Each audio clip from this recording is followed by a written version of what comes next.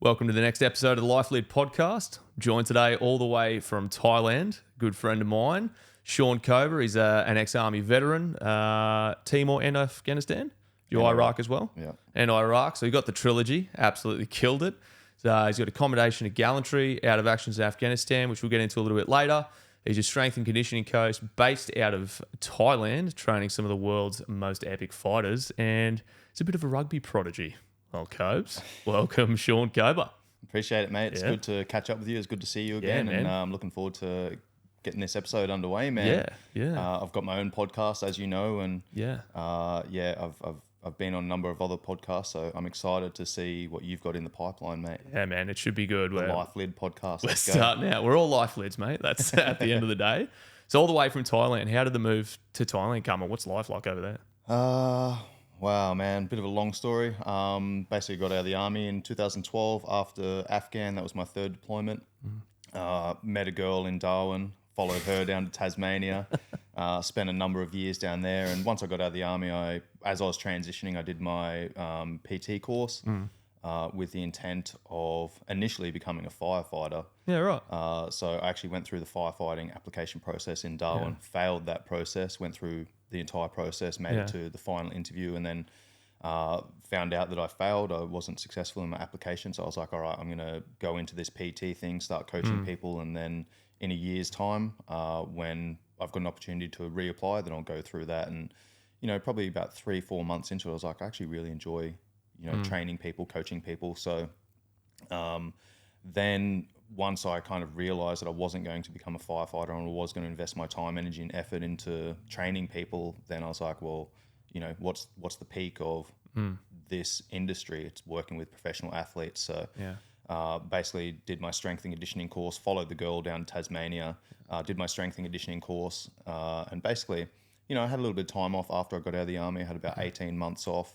Nice. When I say I had time off, like, I was still working for some mates here and there just to keep a little bit of money rolling in. But, I kind of needed a little bit of time to get my head right and kind of figure out the next stage of life. And so I was down in Tasmania for 5 years and had a really good lifestyle, man. We ended up working for 8 or 9 months every year, 8, 9, 10 months every year, and then went traveling for 2, 3, 4 months every year. And did that for like 4.5 years. Really enjoyed that process.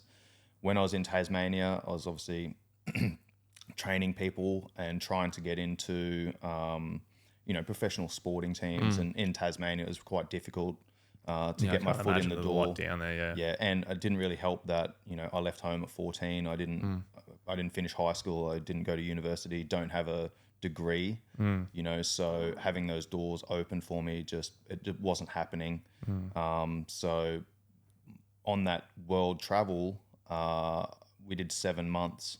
At the start of 2000 or through 2013, and I ended up in Thailand. We went and trained at Tiger Muay Thai for a week, about a month into our travels, and then continued traveling through Southeast Asia, through Europe, and then on the way back to Tasmania, we stopped off at Tiger and in Phuket, Thailand, trained there for 2 weeks, wrote up resumes, applied for jobs back in Tassie, etc. And like on that trip, obviously went there twice in that year, and I was like, man, this is a great place to be. I saw what the place was. I saw the type of people that went there. I saw the coaches that were living there. And I was like, this is a place that I could see myself, long term, at least for 6 months to a year and potentially longer. So circling back, I, tried to get my foot in the door with professional sporting teams and athletes in Tasmania and, just didn't really get those opportunities that I was looking for. So I ended up walking away from that relationship to go to Thailand and put myself in a position to, take any opportunities that came up. And, the rest is history, as they say. I've been there for 7 years now, and I've worked with, UFC world champions, Bellator world champions, PFL world champions, one championship world champions. So, yeah, it was a great move, man. It was excellent for my career. And, I've actually been thinking over the last 6 months or so of potentially coming back to Australia. Yeah? Yeah, maybe. We'll see how we go, man. I'm going to give it another 2 years in Thailand and, continue building there. And basically I want to build a fight team. Like, the guys that I worked with, those world champions, they were like someone like Petr, for example. I think we've done like 8 or 9 fight camps together and we started working together before he made his UFC debut. So, I was part of his journey for a long time. But in saying that, how much did I actually contribute to his journey? You know what I mean? Like maybe I didn't work with him and he was going to go on to become world champion anyway. So what I'm looking to do now is take everything that I learned from a military perspective and from, a rugby perspective, a team environment perspective. I've worked in a lot of very successful teams. So basically want to take all of those lessons that I've learned over that time and apply that to what's typically thought of as an individual sport with mixed martial arts, Muay Thai, etc. So, the plan is to build a pro fight team and focus on like the younger guys that are coming up through the ranks and, put them in the right position, link them up with the coaches, ensure they're training correctly all year round so they can make their way through to the bigger, world stages, the UFC, not Bellator anymore, but PFL, one championship. Dude, that's epic. Yeah, so I've got 2 years, man. I'm giving myself 2 years to kind of do the best I can, surround myself with the right people, get those guys to where they need to be, and then potentially come back to Australia. And, the reason I went to Thailand is because I didn't have a degree. Yeah. So now if I came back to Australia, I'm sure, without a degree, but with credentials. a resume and the credentials that I now have, hopefully that's going to open some doors for me. Yeah, dude. Oh, I can't imagine it won't. I can't believe you just got like essentially outside of grade 9, you said 14, like no formal schooling. Like knowing you and how far you've taken this is incredible. Yeah, like thanks, I've always known you to be a very, very disciplined, very sort of focused individual. You got a lot more willpower than a lot of the people I know, and we probably both know. Having like, there's so much to unpack just in that in general. Leaving home at 14, do you think that is that because you had like, was that a result of like your mentality in that you wouldn't put up with stuff that you bailed early, or do you think that was part of what helped form you into like the dedication and focus that you have today? I think it was I don't know, man. Like I'm the eldest of 6 kids. Yeah. My brothers and sisters are all half brothers, sisters. I had a stepdad who's a fucking cunt, to be quite blunt. And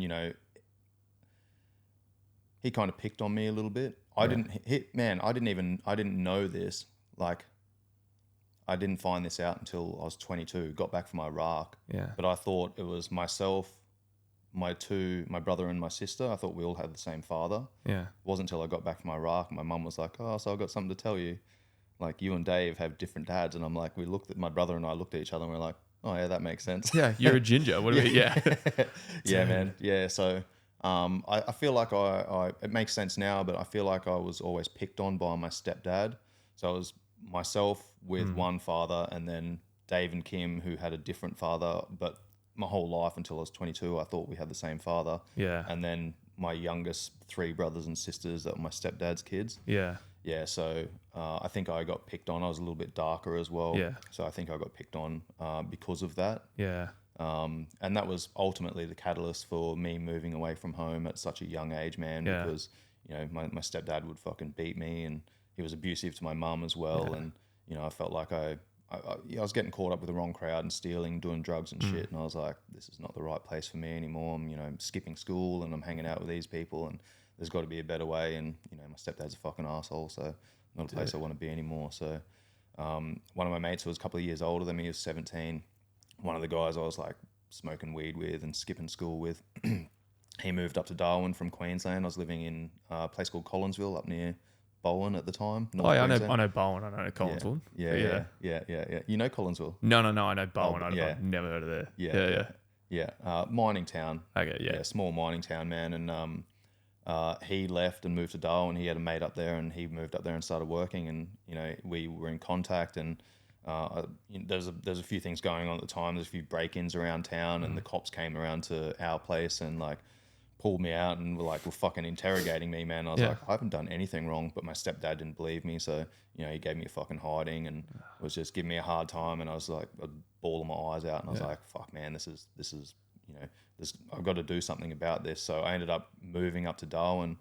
My mum gave me $50 bought me a ticket for a Greyhound bus and went and sat on the bus for 3 days and ended up like getting up to Darwin and getting off the bus and went straight into the workforce. What did you do? You get there, $50, like $50, even back then, $50 is more than it is now, but that's not a lot of cash to start with. Mate, that was 2000. It's probably like fucking $300 in today's money. So true, man. It sucks. Yeah. It sucks. Yeah. No, I got off the bus and my mate Maddie picked me up and he had his, like I said, he had his mate up there and his mate was working with his auntie at the time. And I got off the bus, mate, and went straight to work on a, what's it called?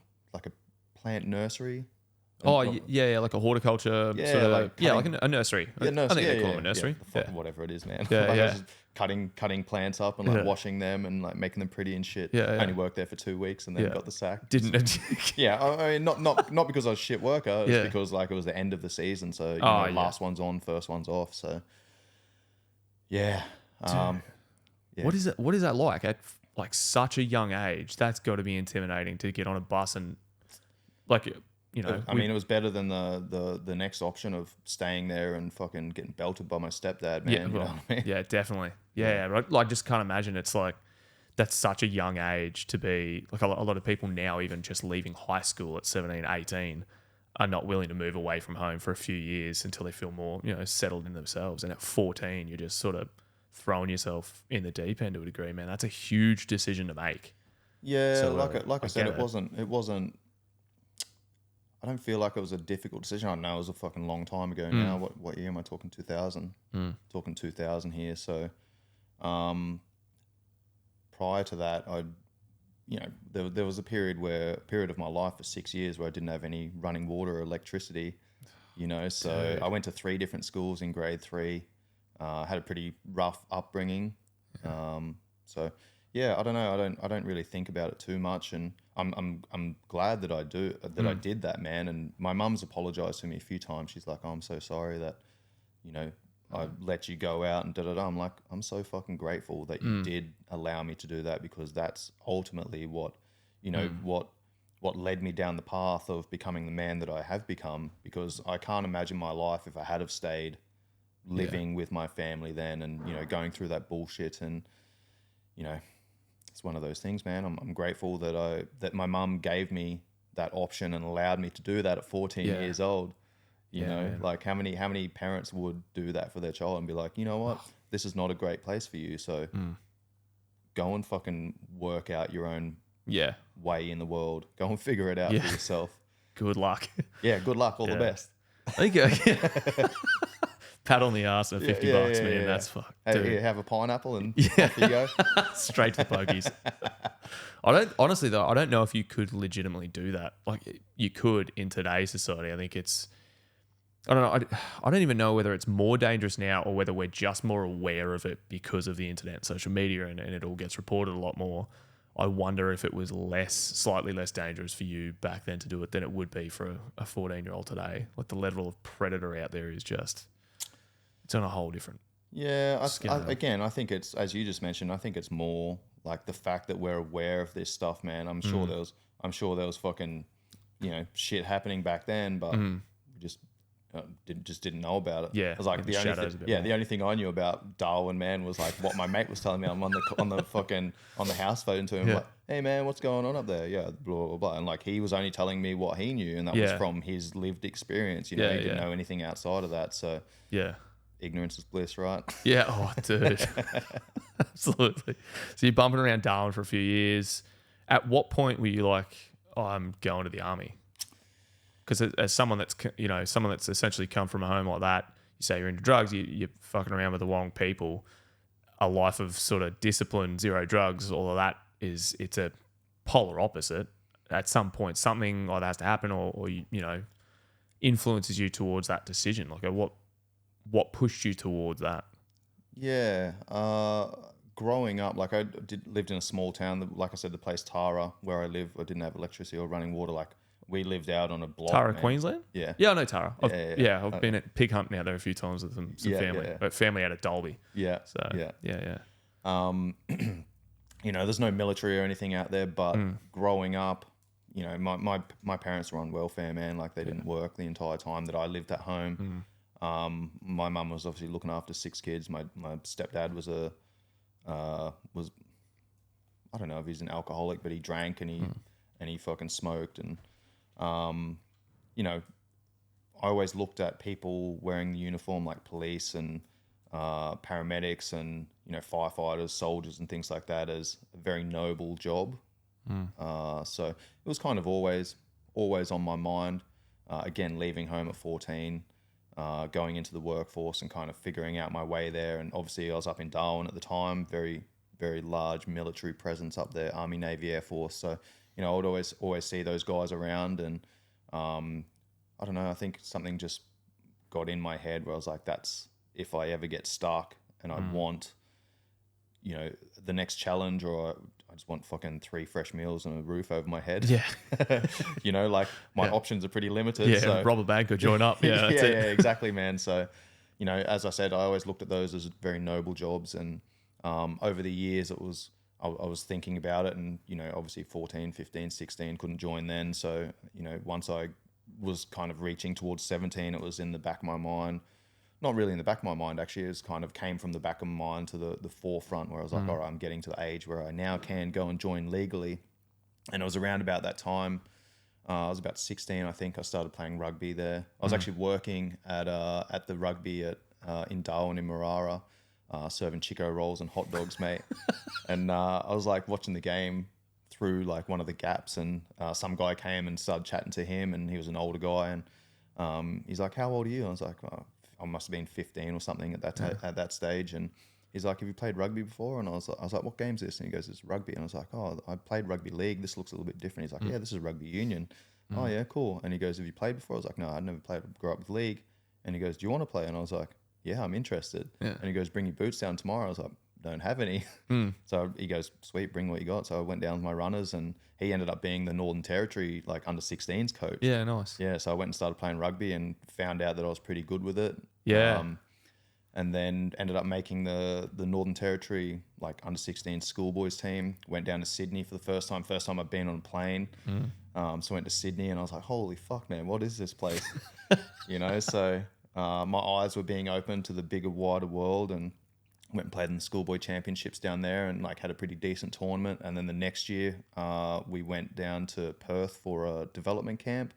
And then the schoolboys, like Northern Territory schoolboys team, ended up going down to Tasmania and playing competition down there. And it was like Northern Territory, Western Australia, South Australia, Victoria, Tasmania, and a team called Lloyd McDermott, which was like a Aboriginal development team. Yeah, okay.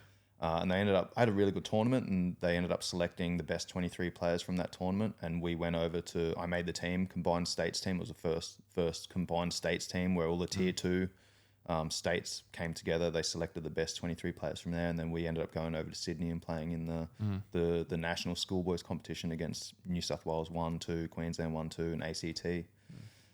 So yeah, and then I ended up getting there was a scout down there, and he came up to me and he's like, yeah, I've seen you play, you know, where are you? I play for, I'm a recruitment officer for Gordon Rugby Club down in Sydney.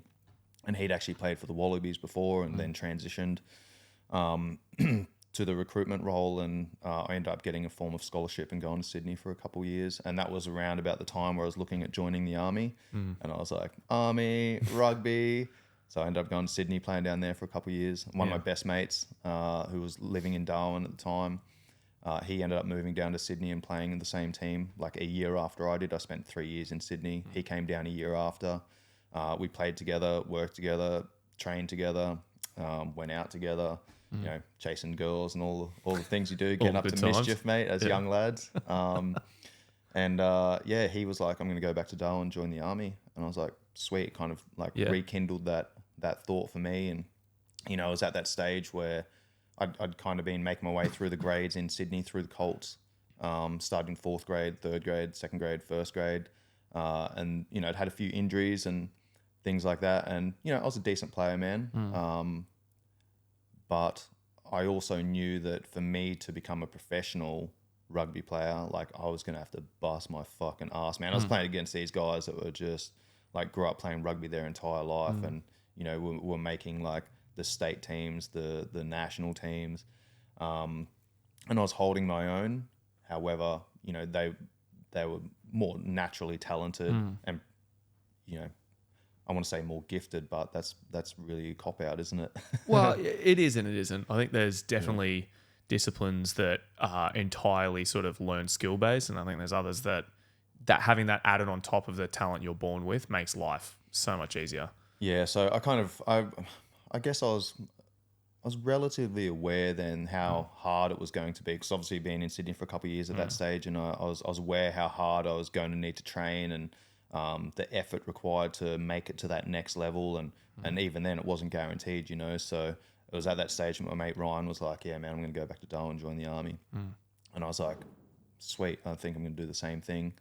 So yeah, I ended up moving back to Darwin end of 2000, start of 2006, sorry. Yeah. And then joined the army and got in a couple of months later, and off we went to Kapuka. Dude, that is a lot of self-awareness to have as a young fella, though. Like, I don't know if I would have, but it also goes to show, like, the level of difference. Like, you're a phenomenal athlete. Like, you've always been Thanks, bro. ridiculously fit, always in good nick, playing rugby for the army and whatnot, and killing it. It really shows the disparity that people have between good athletes and, like, the pinnacle top tier, you know, the guys playing for the Wallabies or, you know, the NFL stars, whatever sport. That level of difference is phenomenal. It's out of control to get that last little effort. Yeah. I mean, I knew that I could make it. And I look back now and I'm like, could I have become a professional rugby player? I think I could have. But that would have been, you know, at the expense of serving my country and becoming a soldier, you know. So, you know, I don't regret anything, man. I'm glad that I made that decision and kind of walked away from the rugby path and went and, you know, pursued a career as a soldier. Yeah, I mean, you still got to play plenty of rugby in the army too. It's not until towards the end, man. Oh, really? Yeah, not. I thought you were playing it all the way through. Nah, man. I mean, that was one of the reasons why I wanted to join the army as well. I was like, you know, had my mates that were in the army already, and they're like, yeah, man, the rugby guys get looked after, the rugby mafia, and blah blah blah. Yeah, fucking helicopters come fly out, pick you up from fucking field exercise, take you back. So true. Yeah, and I was like, never happened, bro. Yeah. Never happened. But you know, I was lucky, man. As you said, hit the trilogy, hit Iraq, hit Timor, hit Afghanistan. I got in 2006 at the start of the year. Went down to Kapuka and then Singleton for IETs, and we ended up doing our IETs up in Darwin at 5.7. It was 5.7 then, 5.7 RAR. And then I think it was the guys in Iraq, they de-linked whilst like right after we marched into the battalion. And the guys over in Iraq then became 5 RAR, and I think the guys in Afghan at the time became 7 RAR. Yeah, okay. Yeah, and then obviously we started teeing up Iraq straight away, like marched out at the end of 2006, and then pretty much right away they're like, yeah, we're going to Iraq next year, mid-year. So we started ramping up the training, and then got back from Iraq end of 2006. No, sorry, 2007, yeah. And then I think we were back in Australia for maybe only like 9 or 10 months, and then we were over in Timor. True. Yeah. Right away. And then we got back from that and then pretty much did JLC and you know, all the courses, and then, you know, started ramping up for Afghan. So it wasn't actually until I got back from Afghan that I started playing rugby, man. There you go. Yeah. I didn't know. Yeah, I assumed you just played the whole way through. Yeah, no. I was like, he's probably a shit soldier. It's just rugby's got him trips. When did you end up doing the snipers course then? Snipers course was after Iraq. Got back from Iraq, like I said, 2007. Did sub 2 for corporal. Yeah. A couple of months there, and then I went into recon snipers as to do OJTs, and like the guys that I deployed to Iraq with, I was lead scout for my section. I was like platoon, patrol, section. Fuck, I can't even remember. Been out that long. My section. I was lead scout for my section, and you know, I'm one of those guys, man. Like if I'm doing something, I go all in. Yeah. You know, I want to be the best that I can be. So, I got some good props from my section commander, 2IC, platoon commander, etc. And then they nominated me for snipers course. I went into recon snipers, started doing OJTs with a couple of the boys, and then we started our snipers course probably a couple of months before we went over to Timor. And on that trip, actually, Timor was peacekeeping. Yeah. So 5RA, I was running a heap of courses over in Timor, which was great, man, because, you know, a lot of times when you are on deployment, you're obviously on deployment, you're working, you're patrolling, you're doing what you need to do. And then once you get back from that, then you start going and doing all your courses. And, you know, you might be away from home for another fucking 6 months. You're like, we just spent 8 months away from home, and now we're away from home another 6 months, you know. So, 5RA did a good job there, and they ran a heap of courses whilst we were in Timor. So yeah, I actually started my snipers course in Darwin. We did all our long range shooting, like the 50 cal and all that type of stuff, in Darwin, because we had those ranges up there. But then we finished our course in Timor. So I was doing all my stalking and, you know, all navigation exercises and all that type of stuff over in Timor, man, which was a really, really well run course. And, you know, we had some really good resources there. And yeah, that was a fucking awesome trip, man. Yeah, it would have been. Yeah, so we finished a course there, and then probably in Timor another 6 months or so, and I was with recon snipers there, and we were basically QRF for the entire battle group. So if there's anything happening, we'd, you know, jump on a helicopter and go and do what we needed to do, and then fucking get back to base and have a hot shower and a hot feed. Yeah, back to the gym, bro. Yeah. So we'll walk through your deployments quickly. Walk me through Iraq. What's that like? I've not been to Iraq, obviously, but coming straight out of the Singo essentially and going almost immediately on a trip. What's the feeling like for you getting that? Oh, that was why we fucking joined, man.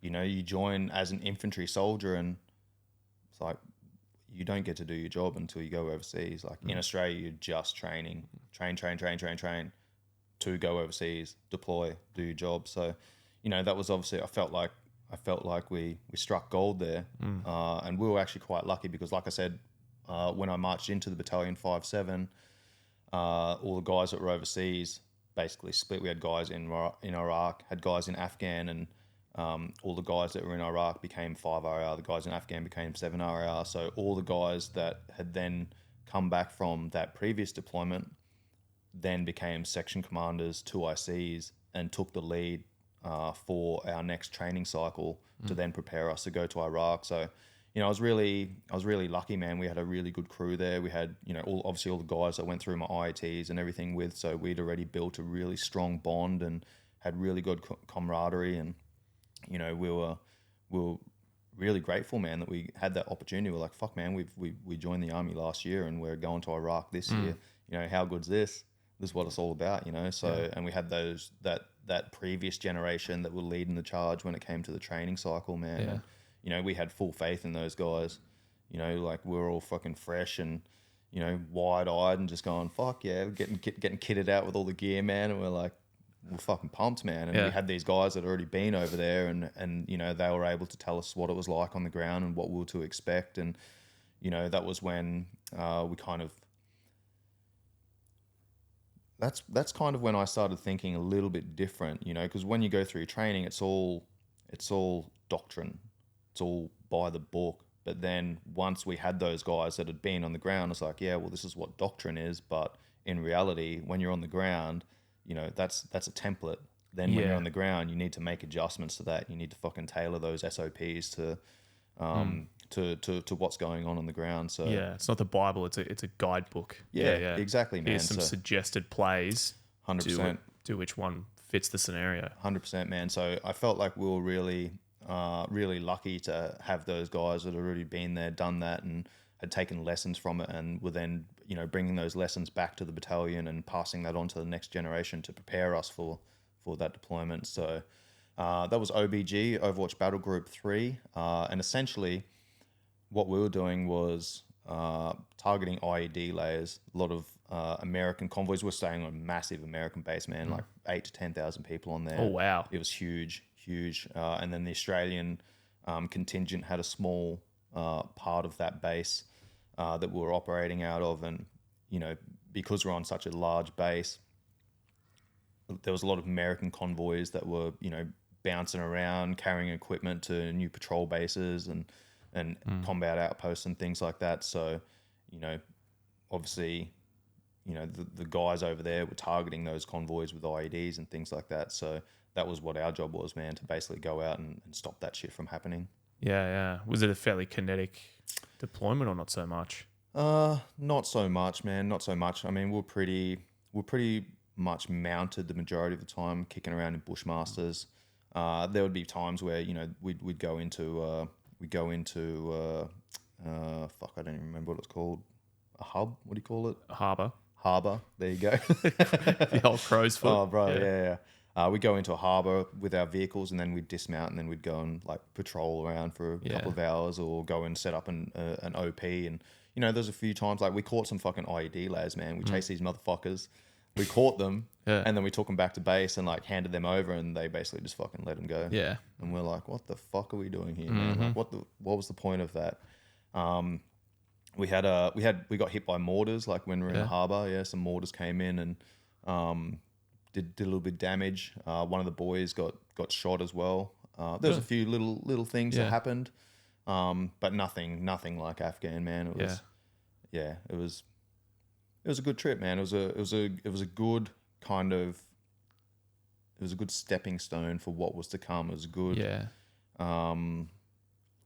introduction to, you know, being a soldier on the ground in a different country, and you know, putting all of those things that we practiced through training into play in real life, man, and going, all right, fuck, this is real, man, and you know, shit's gonna happen. And you know, like I said, one of the boys got shot. There was mortars came in, and there was obviously IED threats a lot of the time. So you know, it was a really good deployment for me. All of the young guys that came through, all of the training together to, you know, put everything that we'd learnt into practice. Yeah. Was it what you expected when you landed on the ground? Like, I just know from my experience, you go through all these MSTs and MREs, mission rehearsal exercises, staging tasks, specific taskings, all this training, and you're like, yeah, sweet, you get an idea in your head of what it's going to be like, and then you land in Afghan. It was I was like, why did we even do that training? It does not correlate at all. Was it the same experience there, or was it sort of having those guys have already come back, the training leading up to it much more sort of purpose specific and actually translate a lot better? Yeah, it was a bit of both. It was a bit of both, man. There's obviously, like, we had the other guys that came back, the section commanders, platoon commanders, etc. They'd already been on the ground, you know, so they were kind of guiding the training process and getting us prepared. But you know, as you said, like the mission specific training and the mission rehearsal exercise, we're kicking around in fucking APCs, bro. Yeah, you know what I mean, down in Coltana. So.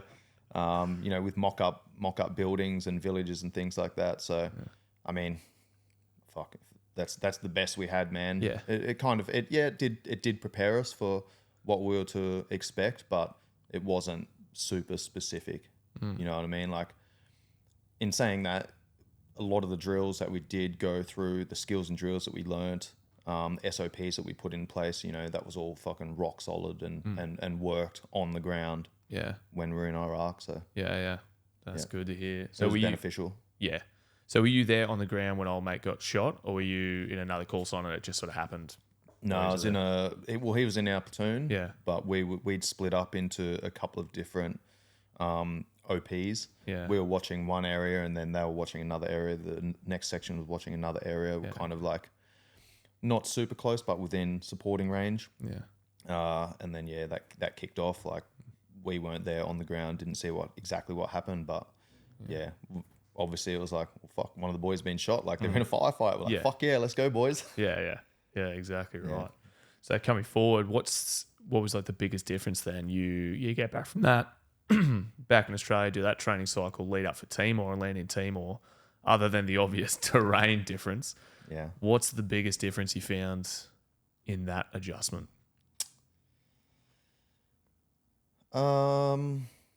In Timor, we were a lot more, obviously being QRF, in recon snipers, a lot more reactive, you know, so it was kind of a lot more, again, we went back to training on base in preparation for, you know, if this happens. The cool thing was, you know, again, it was training. It wasn't it wasn't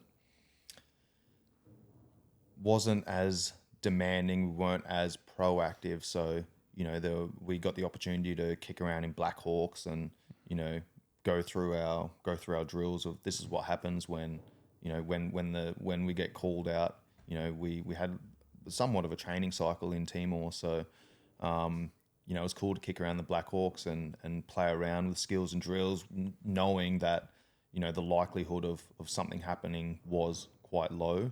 So we actually had the opportunity to really focus on the training. And as you said before, you know, training in Australia and then landing in country and seeing the terrain difference and, you know, all of the differences, man. It was really good to have that opportunity in Timor to be like, all right, well, this is what it's actually like on the ground, and this is what we're going to see. And, you know, we'd fly over villages in Black Hawks and be like, right, this is this, this is this, this is this, and familiarize ourselves with the ground so that, you know, if something did happen, then, you know, we were a little bit more familiar with the terrain prior to potentially being called into action. You know, there was one point in Iraq where we there's a big convoy coming from up north. I can't remember, maybe Baghdad or something, down to Al Matana. And we were tasked with going in and securing a bridge. So we did all of our training on Tarandak, which was the Australian base on the big Talil air base. And, you know, you can only replicate that so much. It's like, here's a notional bridge. Here's a notional fucking blah, blah, blah, blah. And you're like, you literally just using your imagination, man. And then you get on the ground, you're like, holy fuck, this looks like nothing like we, you know what I mean? You know, so getting that opportunity in Timor to get boots on the ground, get eyes in the sky, and kind of feel it out and familiarize ourselves with the terrain was really good, so that, you know, if something did come up, we had a lot more, we had a better understanding and a much better perspective of what we were going into. That'd make life so much easier. Because then you also then fast forward to Afghan, and you might not be out on the ground constantly, but at least now we're getting satellite maps of shit, so you can actually see exactly where buildings are, what the terrain looks like. Google Maps, thank you. Thanks, Google.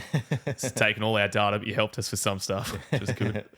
So then you fast forward out of Timor. I assume it was a fairly uneventful deployment all in all. No real contacts or anything. Overall not too much happening. Yeah. I had we did some really cool things over there, and you know, had some good key leadership engagements, and you know, we did some really good things, hearts and minds stuff on the ground, and, you know, provided some villages with, you know, running water and you know, generators and power, electricity, and all that sort of shit. So, you know, it was actually really cool to see, you know, the locals that liked having us there. You know what I mean? They were very welcoming. And, you know, we would be out, like we went to Kusi Island, I think it was off the coast of Dili, and went and kicked it over there for like 6 or 7 days, man. Caught the ferry across and like hung out with the locals, and you know, went and visited the schools, and we just kicked around in our like 5-6 man patrols. That's cool. And we like pretty much just, it was like a camping trip, man. Just fucking throw your gear on and hike through the mountains, and you know, end up at a village and be like, hey, we had interpreters and stuff. And like, hey, what are you guys missing? We haven't had running water for fucking 3 months. All right, cool. What can we do about that? You know, so it was cool to you know, see the impact that we had on the locals there. It's a very different type of mission. Would be rewarding in a whole different way, I can imagine. Which would be great. So then we come forward, and Afghan, which again, terrain-wise, vastly different to, probably closer to Timor without all the vegetation than it would be to Iraq, I'd imagine, all the mountains and whatnot. Afghan was like a mix of Iraq and Timor. You obviously had the desert, but then you had the mountains, and then you had the green zone, the vegetation, you know, following the rivers down the valleys. So who'd you go to Afghan with? OGA. Oh, that's right. So I actually got kicked off the trip before we went. I had me and Verns, when we were at Singo, it was very, they're like, you're not allowed to gym, not allowed to do anything outside of the training. Like, it was all banned. You had a few people doing a few extra things, but it was all on the sly because they didn't want anyone getting injured and whatnot and getting rolled back. So we got out, we got to 5. We knew 5 was deploying, so we upped our training immediately to try and, you know, make an aim for ourselves. I ended up getting a grade 1 groin tear which referred pain into my hip, and I was hobbling around for like 3 months. They put me on a no walking shit. Oh, fuck. Oh, dude, it sucked. I could barely walk. Took about 3 months. Finally got good, like day one off my shit. Rab Kelly took one of our platoons on a fence line run. I'd done nothing for 3 months. So my fitness was nowhere. I was a bag of shit by the end and was in gym code section. He was like, this piece of shit lids. So sacked me. So I was off the trip for about a month and then, got fit again because I was off the shit again, and then ended up getting picked up by Mick Quintrell into OGA in our Bravo company section for that. So Nice. very, very different trip to what you boys had out the FOBs. Yeah. You just reminded me, actually, before Timor, fuck, man, I'm not proud of this, but I got done drink driving, bro. Before Really? Timor, yeah. I thought I was going to lose my trip because Cameron Tate, I'm not sure if you know Tatey. No. Went through IETs. It was kind of weird. Like he came to Iraq with us and then went into recon, and then he got done drink driving. So he got removed from the trip, right? And like at that stage, I'd been taken out of recon snipers doing the OJTs and put into, I think it was Delta Company at the time for Timor. And then Tatey got done for drink driving. He got pulled from the trip. How did you avoid it? Because I don't know, bro. Because there was a lot of dudes. Even for Afghan, there was some people he got had pulled, the same thing. He got pulled from the trip, and then he kind of just fucking faded away and went, I don't want to be a soldier anymore. Got out and went and did whatever he did. But then I got done for drink driving, and I'm like, I'm fucked. Yeah, I'm fucked, man. And then for whatever reason, like I was still on the trip. I guess they just swept it under the rug. And that's a big one to dodge too. I know it was super random, man. Because I like I said, got taken out of recon snipers, put into Delta Company. So I did like maybe the last month and a half, maybe the last 6 weeks of training with those guys as a 2IC in one of the sections, and then was obviously went on holidays. Had my pre-deployment leave and was like, all right, sweet, I'm going over with Delta. This is where I'm going to be. Like, did all the briefing of like, this is where you're going to be. This is what you're going to be doing. This is who you're with, so on and so forth. And then I was on my pre-deployment leave and I got a phone call like, hello? Yeah, is this Private Cobra? Yeah. Yeah, mate, where the fuck are you? What do you mean? Yeah, I'm on holidays. Yeah. Like, yeah, mate, you're flying out today with a recon platoon. I'm like, no, I'm not. I'm with Delta Company. I'm not coming back for like 5 days, man. And he's like, no, I've got you here on my list. And I was like, okay. Yeah. So yeah, I ended up fucking ended up like finishing my leave and then got back to Darwin, and then they basically got kitted out, and it was myself, Scotty Cox, and I think Jake Gardner actually. Yeah. And we ended up flying out together and like somehow like got pulled out of recon snipers, put in Delta Company, and then ended up back in recon snipers doing the OJTs, like in preparation for the snipers course, which had obviously been going through as well. So yeah, random. The lack of organisation and communication at 5RAR Oh man, blows my mind at sometimes. If Yeah. it's a military organisation that still functions. Hilarious. yeah. I was having a funny conversation with one of my mates yesterday. He was talking about conspiracy theories, man, and I was like, listen, mate, like, you were in the army, man. You saw how fucking unorganized shit was. Could you imagine like that organization on a world scale? Oh, mate, I was like, you're kidding yourself, mate. Like, Yeah. our mates can't even organize themselves. No, we can't organise a piss up. It's hard enough. It's ridiculous. I laugh because I had a similar thing. I don't know if you remember, I got promoted when we got back at the end of 2011 at the Boozer Parade, the dining in night. Yeah. I'd only hit Private P in like March of 2011 while we were overseas. So I got back and we're doing the dining in night, and, Private Turner, and I'm like looking around, like, oh, there's another Who's this Turner in the Turner? battalion. Yeah, I'm looking for him. And they called again. I'm like standing there, and then they call the PM keys, and Vernie was standing next to me. He's like, where you going? I'm pretty sure that's fucking you. And I was like, dude, I shouldn't be. He's like, call the PM keys. I'm like, well, it is. I got up there, had not done JLC, had not done Oh no shit. no, PSYOS. Yeah, right. I was in Bravo.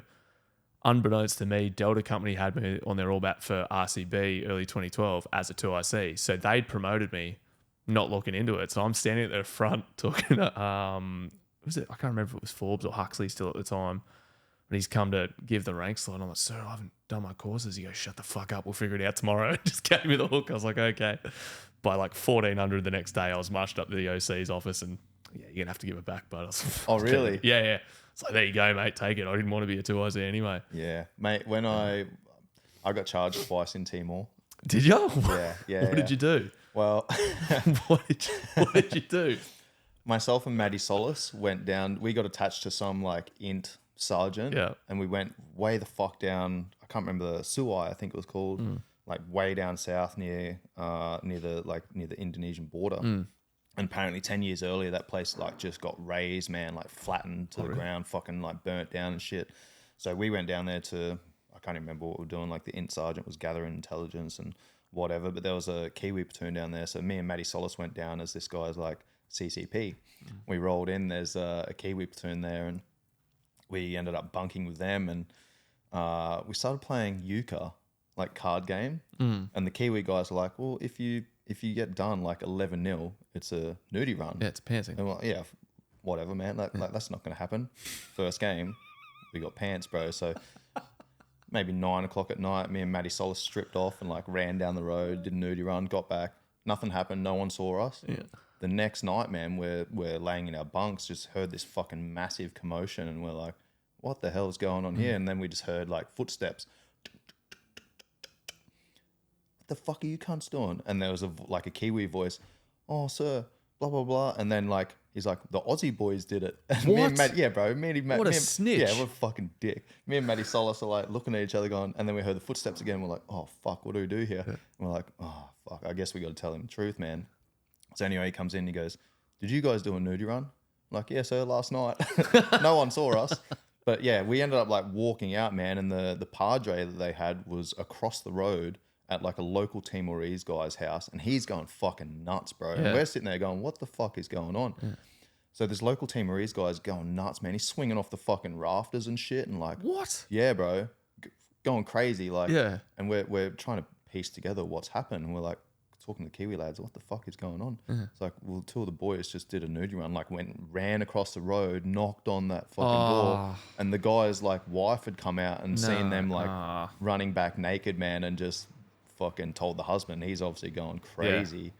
Yeah, so me and Maddie Solis ended up going, like we drove, it was probably like a 10-hour drive, man, in those fucking Rovers, just but he's getting bounced around, man, just going, oh, we're fucked. Yeah, that sucks. And we get back to where were we in Dili? I can't remember the fucking base, the main base in Dili.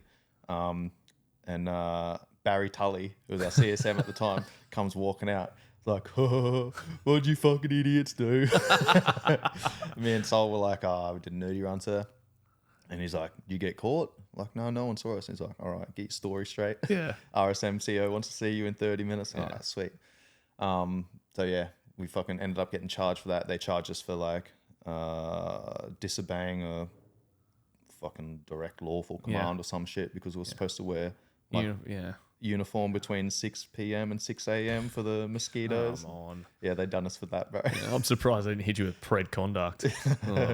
So that was the first time, and the second time we got done was when we were ripping out.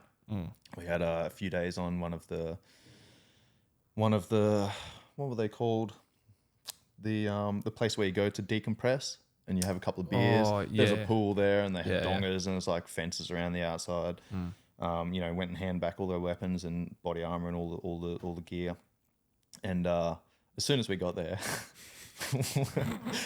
we're like one of the local riders, man. We're like, hey, go and get us some booze, bro. That's Gave so him some good. money, sent him down the shops, man. Got fucked up, bro. Got fucked up, and then he's like. And then, like, we jumped the fence to go out and, like, go drinking. Yeah. And then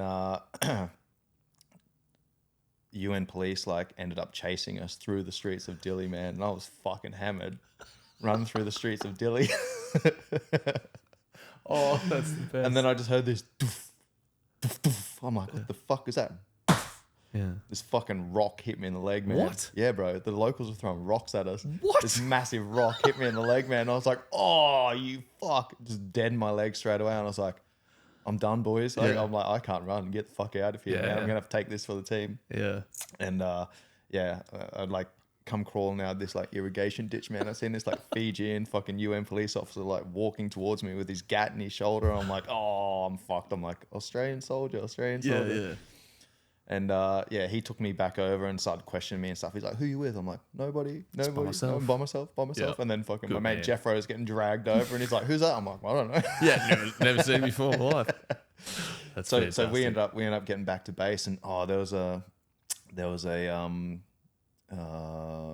QE that had just been giving us a hard time the whole time, man. It's like anytime there's a shit job, he's like, "Yeah, come on, boys, come and do this shit." It was a bit of a fucking dick, and he was the OIC.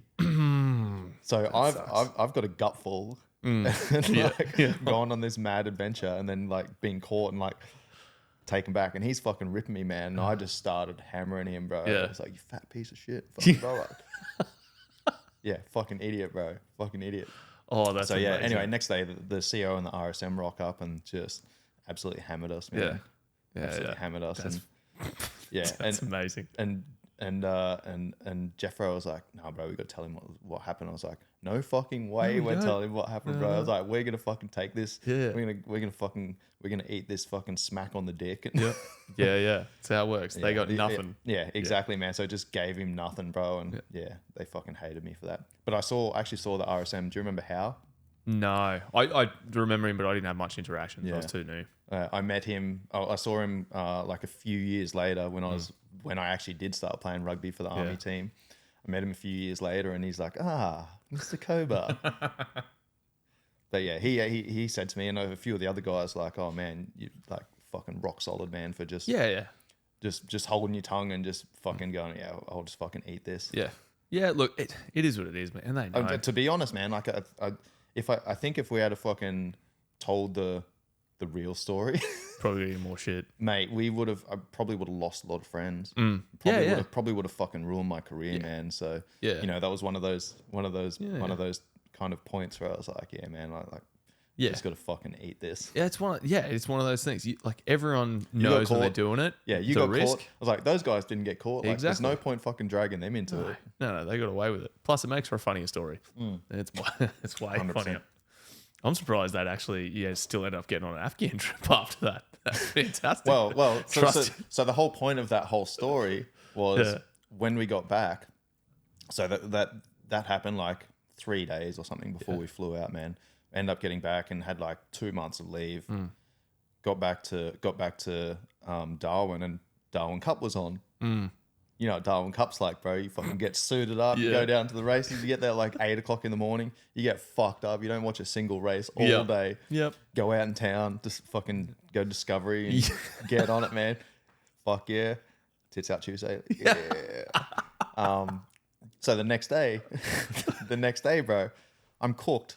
And then we all get called to the boozer, and there's a mass promotion. Oh no. Yeah. My name gets called out. Yes. And I've walked up there, there's like 30 cunts, and I'm like, what the fuck am I doing here? You're not, once you've been charged, bro, you're not supposed to be promoted for 12 months. Yeah, for 12 months. Yeah. Anyway, CO and RSM are like going around doing all the promotions. Get to me, and like the RSM just looks at me and goes, "Fucking Kobe, you cunt. I forgot to take you off the list." And I was like, "I don't want it, sir." And he goes, "Fuck you." He gives me a rank slide, and I was like, "Oh." Performance punishment. Oh yeah, man. Oh dude. Yeah, and then we basically we started hearing rumors that we were ramping up for Afghan, and then we did like JLC and all the other courses and preparation to start ramping up for Afghan. Yeah. That's a big step up then from there to then go on a deployment as a 2IC. Yeah. And a Lance Jack. That's a big step up. How'd that feel? Yeah, man. Again, that was one of those turning points where, you know, I just wanted to, of course I wanted to be the best soldier that I could be. I say that after I just... But you know, like I wasn't one of those, I was a good soldier in the field, but I wasn't necessarily like the best barracks soldier. I was a little bit of fucking grow my hair as long as I can. Yeah. You know, just try and push the boundaries a little bit. Yeah.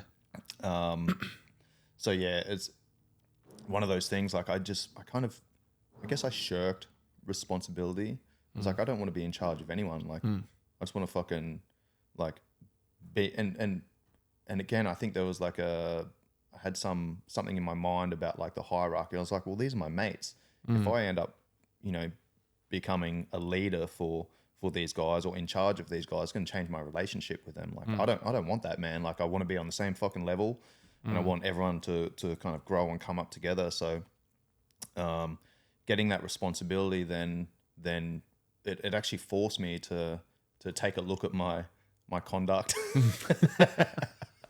and you know, start tightening things up a little bit and taking, again, more responsibility for not only for myself but other people around me as well. So I think there was that moment, and then there was another moment when I got back from Afghan, and I won't skip too far ahead, but basically I had a really good rugby coach that became a really strong mentor for me, and you know, the way that he carried himself, the way that he conducted himself, you know, he was a really, really positive influence. And then he made me the captain of the rugby team. And then again, that was kind of one of those moments where it made me step up, and it made me like kind of fill out a little bit, man, and have more responsibility and take more of an interest in, again, not only myself, but, you know, the growth and development of the people around me. Cause I'm like, well, okay, yes, I'm part of a team, but these guys are also in my fucking team. Yeah. And I don't just have to worry about my conduct. I have to ensure that the guys around me are,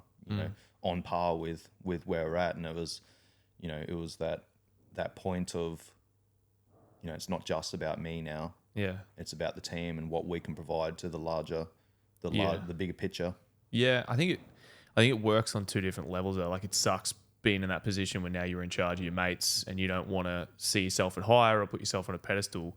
But I think that also, to a degree, lends itself, like, you're more likely to follow a mate like that you respect. If they tell you to do something, you're more likely to do it than some flog that you can't stand just because he wears that rank. It makes it a lot harder to do what they tell you to do. Yeah, you're 100% right, man. And that was kind of like a paradox for me, because I thought it was going to be the opposite. I was like, well, if I'm in charge of my mates and I fucking tell them to do something, they're just be like, fuck off, cunt. Yeah. You know, but it wasn't like that at all, because there was another level of respect there, because, you know, it was the same as when my mates got promoted. I kind of thought the same thing. I was like, yeah, maybe I'll just tell them fuck off. But then I was like, well, they've been promoted. They're in this position for a reason. Like, and I trust and respect this guy. So, you know, and he's one of those guys that, you know, he's not someone that just tells me to do something. He's like, we've got to go and do this. Yeah. Let's go. And then we'll just start fucking walking, like, all right, I'm with you, bro. Yeah, exactly. Lead by example. Exactly. Which is good. Which would have put you in good stead in Afghan, for sure. Yeah.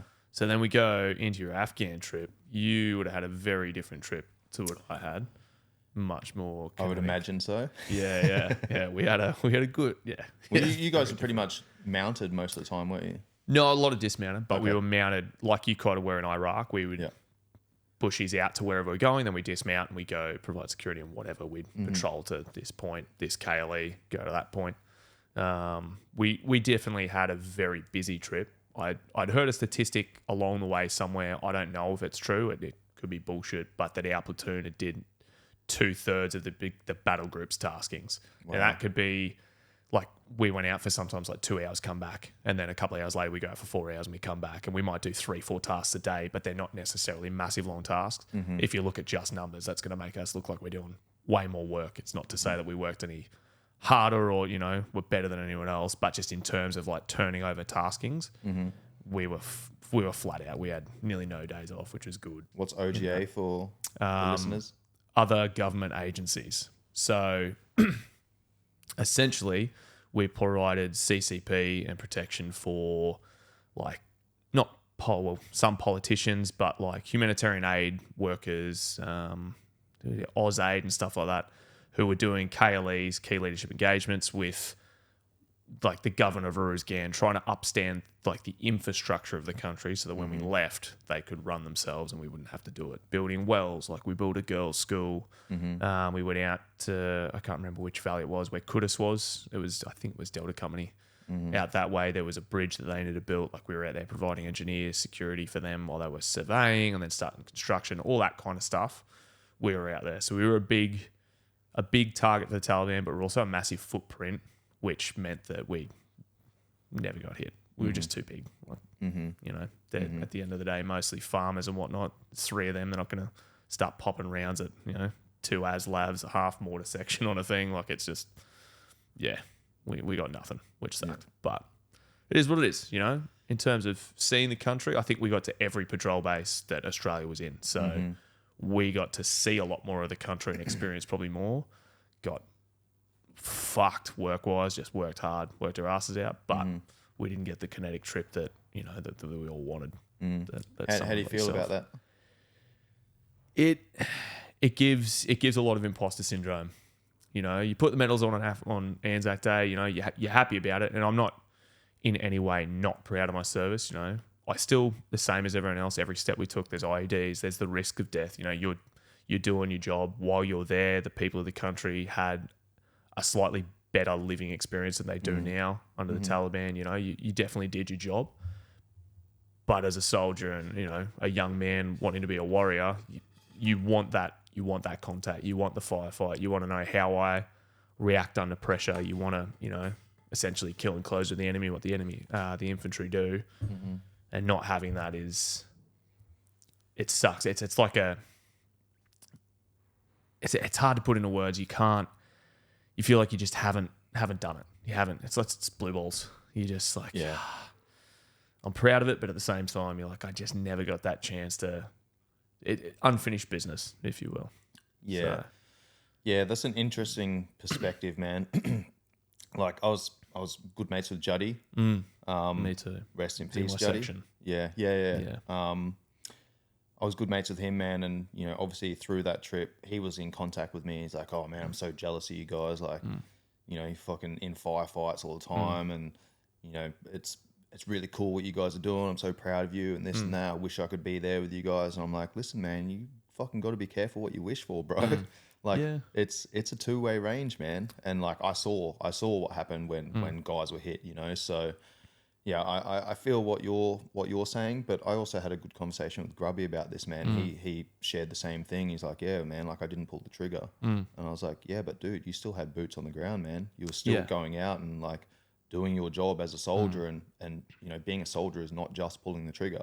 Very true. You know, it's if you're doing your job well and you're negating their ability to, you know, lay ambushes and things like that, then that's a fucking positive, man. Yeah, absolutely. There's definitely positives in it, but when there's a certain, you look at the infantry, and you look at someone who's deployed, there's like that automatic, this dude's a warrior. And you want to have that as well. And you look at your mates like yourself, you know, you've been through all your experiences.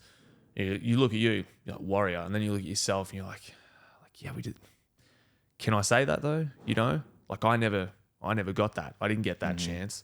No one, you know, we did get shot at once, but it was, you know, it was nothing. It was like, do we bother chasing him? He's thrown it and legged it. Like, it was like 6 rounds. Don't worry about it. And just like it was just a, you know, it not having that defining, like, yeah, man, it came the other way, even if it was once, and I acted accordingly. Like I did what I should have done. You can almost, I don't know, it justifies it all. You sit there and go, yeah, I was the warrior for the day. That's fine. You never get that. It's like, it's like training all year for footy, finally getting put in the game, and then you're stuck on the wing and the ball never comes out there, even on their side. You never make a tackle. You're like, yeah, man, I ran on the field with the team, but like the boys over the fucking left wing, they did all the work. I was just out on the right, just kind of hanging out. It was, you know, we all played the game, but I didn't make the tackle. I didn't get the try. I didn't take the pass. Yeah, it's that. But you were there. You were Very there, true. ready for it to happen. If the ball did come out and you fucking had to have a run down the sideline, you were ready and waiting for it. Yeah, man. I feel you, man. It is what it is. Yeah, it is what it is. Yeah. So that your deployment, very, very kinetic comparatively. Yeah. Outside of stealing money off me in poker. So walk me through what it was like on your end of things. Before we even went to Afghan, you probably recall, were you a CFA? No. I was real. I would March 2010. I marched into like the end of March. I was brand new lead man. I think it was end of March, so maybe 5 months, and we were on the plane. I was way too new for courses. So I think it would have been, when did we go to Afghan? It would have been late September. Yeah. Probably would have been like late July. I think we went down to Albury Wodonga and ran like an exercise down there for the combat first aiders. Oh yeah, okay, yep. Yeah, and that was super solid training, man. Some of the best training I did. And whilst we're on that, I'm good. Okay. Yeah. Good. Yeah, Okay, we're just taking a little break here Grab so a we Coke. can have a little refreshment. Yeah. Thanks, mate. So on that exercise, there was a couple of guys. I think it was Jacob Morland and Darren Smith. I think that was their name, and the dog Herbie. No, I didn't. I probably met them, but yeah. Oh, they weren't. They were in Afghan at the time. So Okay. those guys were killed. Right. Okay. Whilst we were I doing didn't know. that exercise, and we all came together, and the CEO basically called a halt to the exercise, and got everyone in and went, all right, this is real. Like this is exactly what we're fucking training for. This is why we're here right now doing this exercise, because these guys got hit by an IED, they both fucking passed. Yeah. Like this puts things into perspective for us. And I remember I was there with my sniper team, man, and I recall just sitting down having a conversation with those guys and looking in each other's eyes and going, well, this is fucking real, man. Like, we're going to be here on the ground in 2 months' time. It gave us a different perspective, and as a team, we had those honest conversations. It's likely possible that one of us may not come back, maybe a couple of us may not come back. There's a high likelihood of having to treat our mates or put them on a helicopter or pull the trigger or whatever it might be. And that conversation made it real for us, man. And we'll obviously coming towards the back end of our training and ramping up for that deployment, but that made it very real for us, and it made us really dial in on our training and go, well, we've only got a couple of more months before we're on the ground where these guys are / were. So, we need to fucking make sure that we're squared away, man. And again, not just I'm squared away. I need to make sure that you're squared away, you're squared away, you're squared away, and you need to make sure that I'm squared away. Yeah. So having those conversations, man, I think made it very real for us. And I've said this before on other podcasts, but I think other people didn't really have those conversations, never really considered the very real fact that there was every possibility that one of the team was not going to come home. So yeah, that made it really, it gave us that kind of team camaraderie where it's like, we need to fucking look after each other. Yeah. So then we finished that. We continued through the MST, MRE, went on a pre-deployment leave, and then it was fucking go time, man. And then we're landing in, where do we go? Not Dubai, AMAB. Yeah, Dubai. Yeah. AMAB. Went to AMAB El and Minhad. El Minhad Air Base. Yeah. So we landed there, and then obviously started getting all our briefings and got bombed up, and did all the last minute checks and balances and briefings and all that type of stuff. And then we flew out, landed in Afghan, and then did the same thing, briefs, bombed up, admin, etc. And then we landed in Chora-Baluchi Valley in Marshall. I think it was late September. I want to say 28th of September 2010.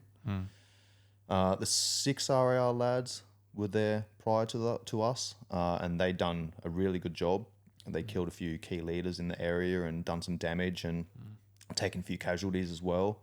I think Nathan Buse was killed probably a couple of months, maybe 5-6 months prior to that in that AO. So, when we rocked up, we flew in on the Chinooks, and those guys were there, and we started doing the handover with them. And as we walked out the front gate, man, it was like fucking Kirby, Dale, Buse, they were all killed in that area. And then found out there was a number of other people. Like, one of my mates had been to Afghan previously. One of his best mates was killed in that area as well. So, we obviously knew that it was a bad area, and there was fucking Taliban around that were willing and able to fight, and were actually quite competent. So, when we actually got off the Chinook, one of the 6RA lads were out on patrol, and one of the boys came back, and they'd been in a firefight, and one of the guys got hit in the body armor, and fucking hit his magazine, one of his magazines or something.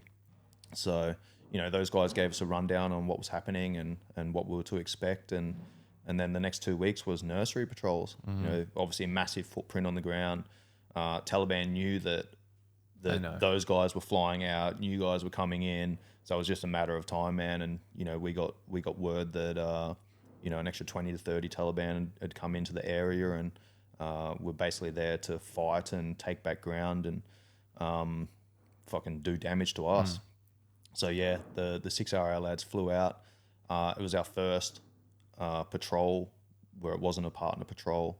It was just the 5RR lads and the associated fucking teams that were out on the ground, and main body were patrolling.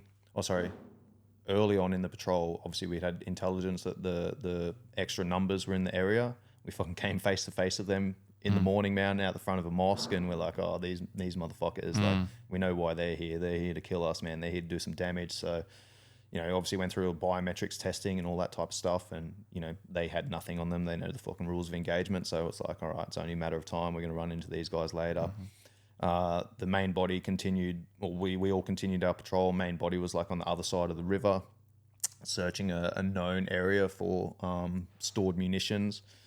And as snipers, we were conducting a satellite patrol, so we had a lot of freedom of movement. We could kind of go wherever the fuck we wanted to try and interdict or interrupt Taliban trying to lay IEDs or ambushes targeting the main body. So we were actually like sat in a weed field, and we're like looking a couple hundred meters up the river, man, and we could see these guys talking and kind of pointing and organizing, and we're like, these motherfuckers, let's go.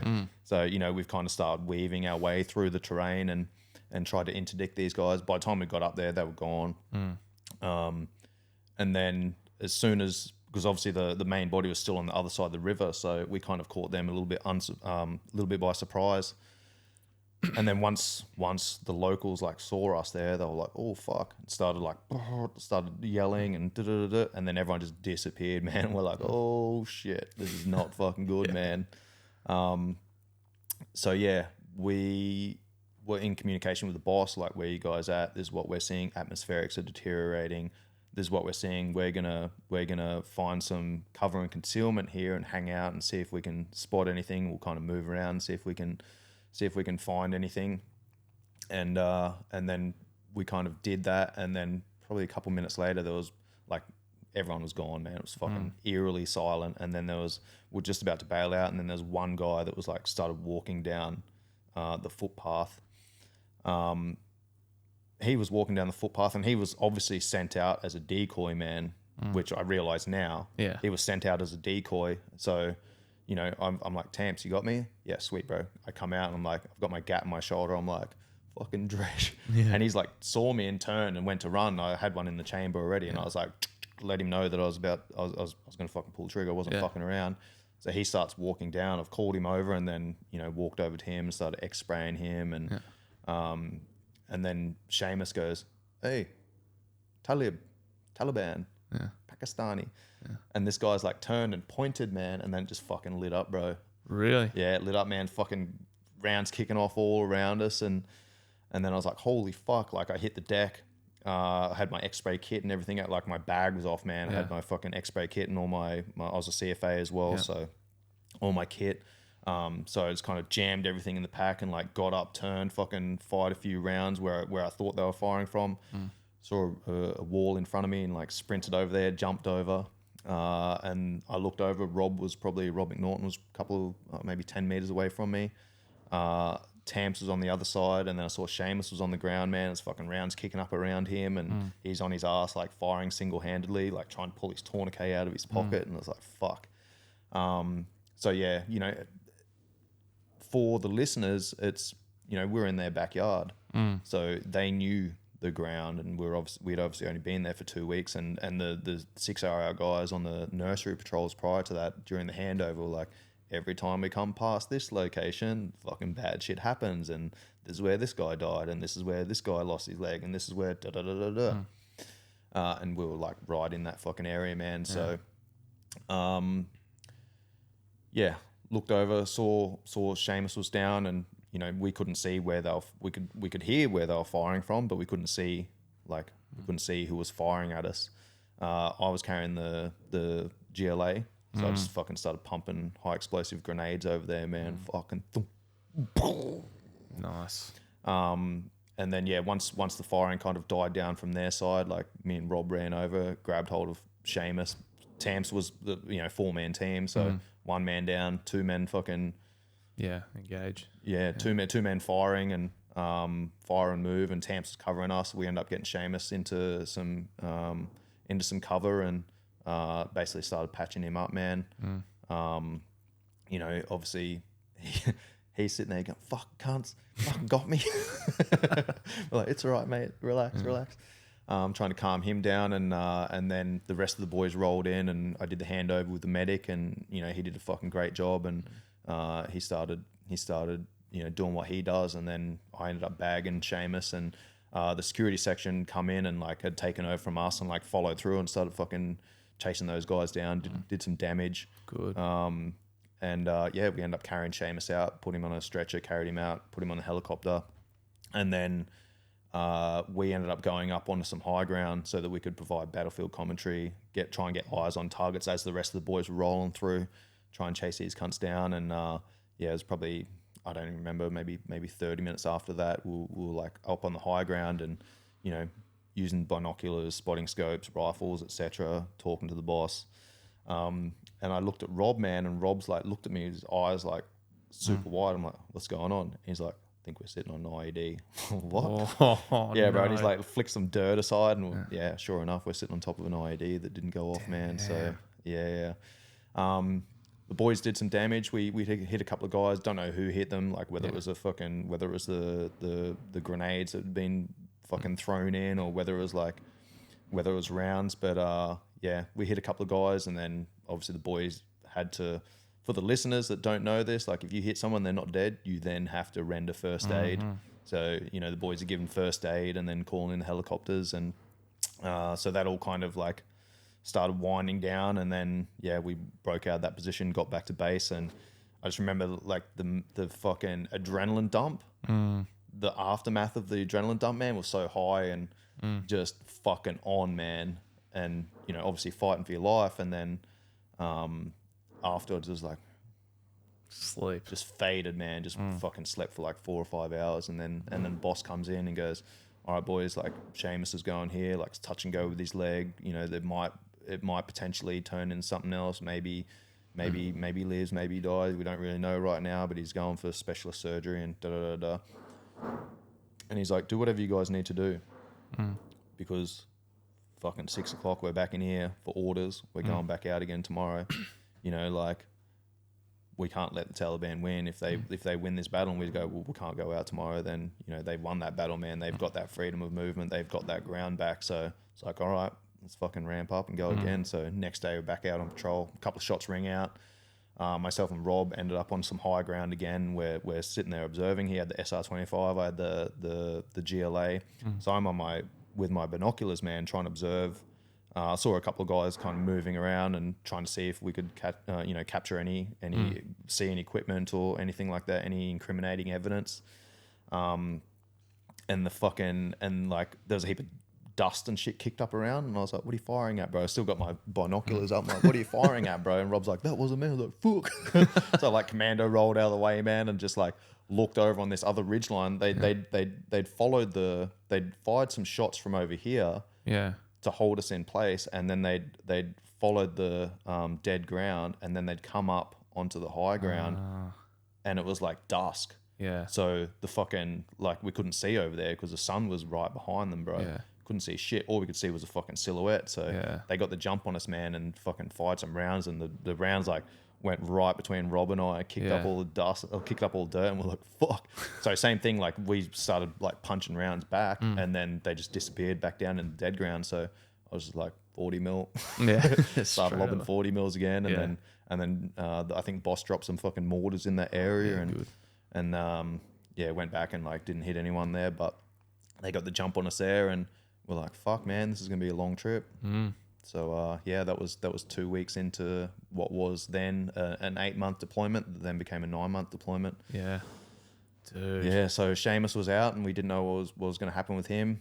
So we were down to a 3-man team. Yeah. And then Doug Burley came in for probably a month later, maybe a couple weeks later. Yeah. Yeah, and then continued the deployment. Yeah, that's a full-on first few days essentially. 14 days is 2 weeks. Yeah, man. Yeah. It was a fucking pretty wild introduction to what we were going to experience in Afghan. But I don't want to say I'm glad that it happened, but getting it early, getting it out of the way, setting the scene. 100%, man. Kind of good to get it out of the way. Absolutely, then. man. Because I remember, because again, like we gave these guys the benefit of the doubt. Like I remember coming back from, once we'd basically finished the deployment, we got back to TK, handed back all our weapon systems and everything, and started going through, all the debriefing and all the shit that we needed to do to decompress, see the psych, see the dentist, fucking QEs and all that sort of stuff. And I remember walking into the psych's office, man, and the psych was like, I know who you are. I know what you've done. I know you've pulled the trigger. I know you've treated your mates. Is there anything you regret? And I just remember looking at her and just pausing for felt like about 30 seconds. And I was like, I regret not pulling the trigger more. She looks at me and starts writing shit down. And I was like, here we go. Oh boy. And she goes, do you mind explaining that to me? And I was like, yeah, well, in this situation, again, when Seamus got hit, I was like, we saw these guys and, we tried to do the right thing and fucking go and interdict them. And there was a few other times, kind of around that time in that first month, man, where we gave people the benefit of the doubt, and then we'd find out later that, that was fucking this guy, and this guy was an IED facilitator, or he planted that IED that then fucking took this guy's leg, or whatever it was, man. I was like, yeah, I wish we didn't give him the benefit of the doubt. I wish I had fucking pulled the trigger more, man. Yeah, man. It's a weird position to be in, though, because at the same time, you do pull the trigger in that situation, you're wrong. There goes your war crimes allegations. Yeah, 100%. Now we're having a whole different conversation through a phone and some plexiglass. Yeah, 100%, man. But again, it was the whole deployment, looking back on it, and we realized, man, it was like, well, when shit happens, there was only these types of people there in the vicinity. Yeah. But we obviously didn't know that initially. Yeah. When shit happens, everyone that you see is a combatant. Yeah. All the fucking locals know what's going on. The Taliban are ruling by fucking terror, murdering people, taking out entire families, holding people hostage and shit, getting them to work against us. Yeah. So, it was over the entirety of the deployment that we realized, all right, well, in this situation, when this happened, all those motherfuckers we saw were combatants, and I wish we had to pull the trigger then when we had that opportunity where they didn't know that we had a fucking sight picture on their head. Yeah. I had a similar opportunity where I could have but didn't, and it's one of the regrets. I probably should have.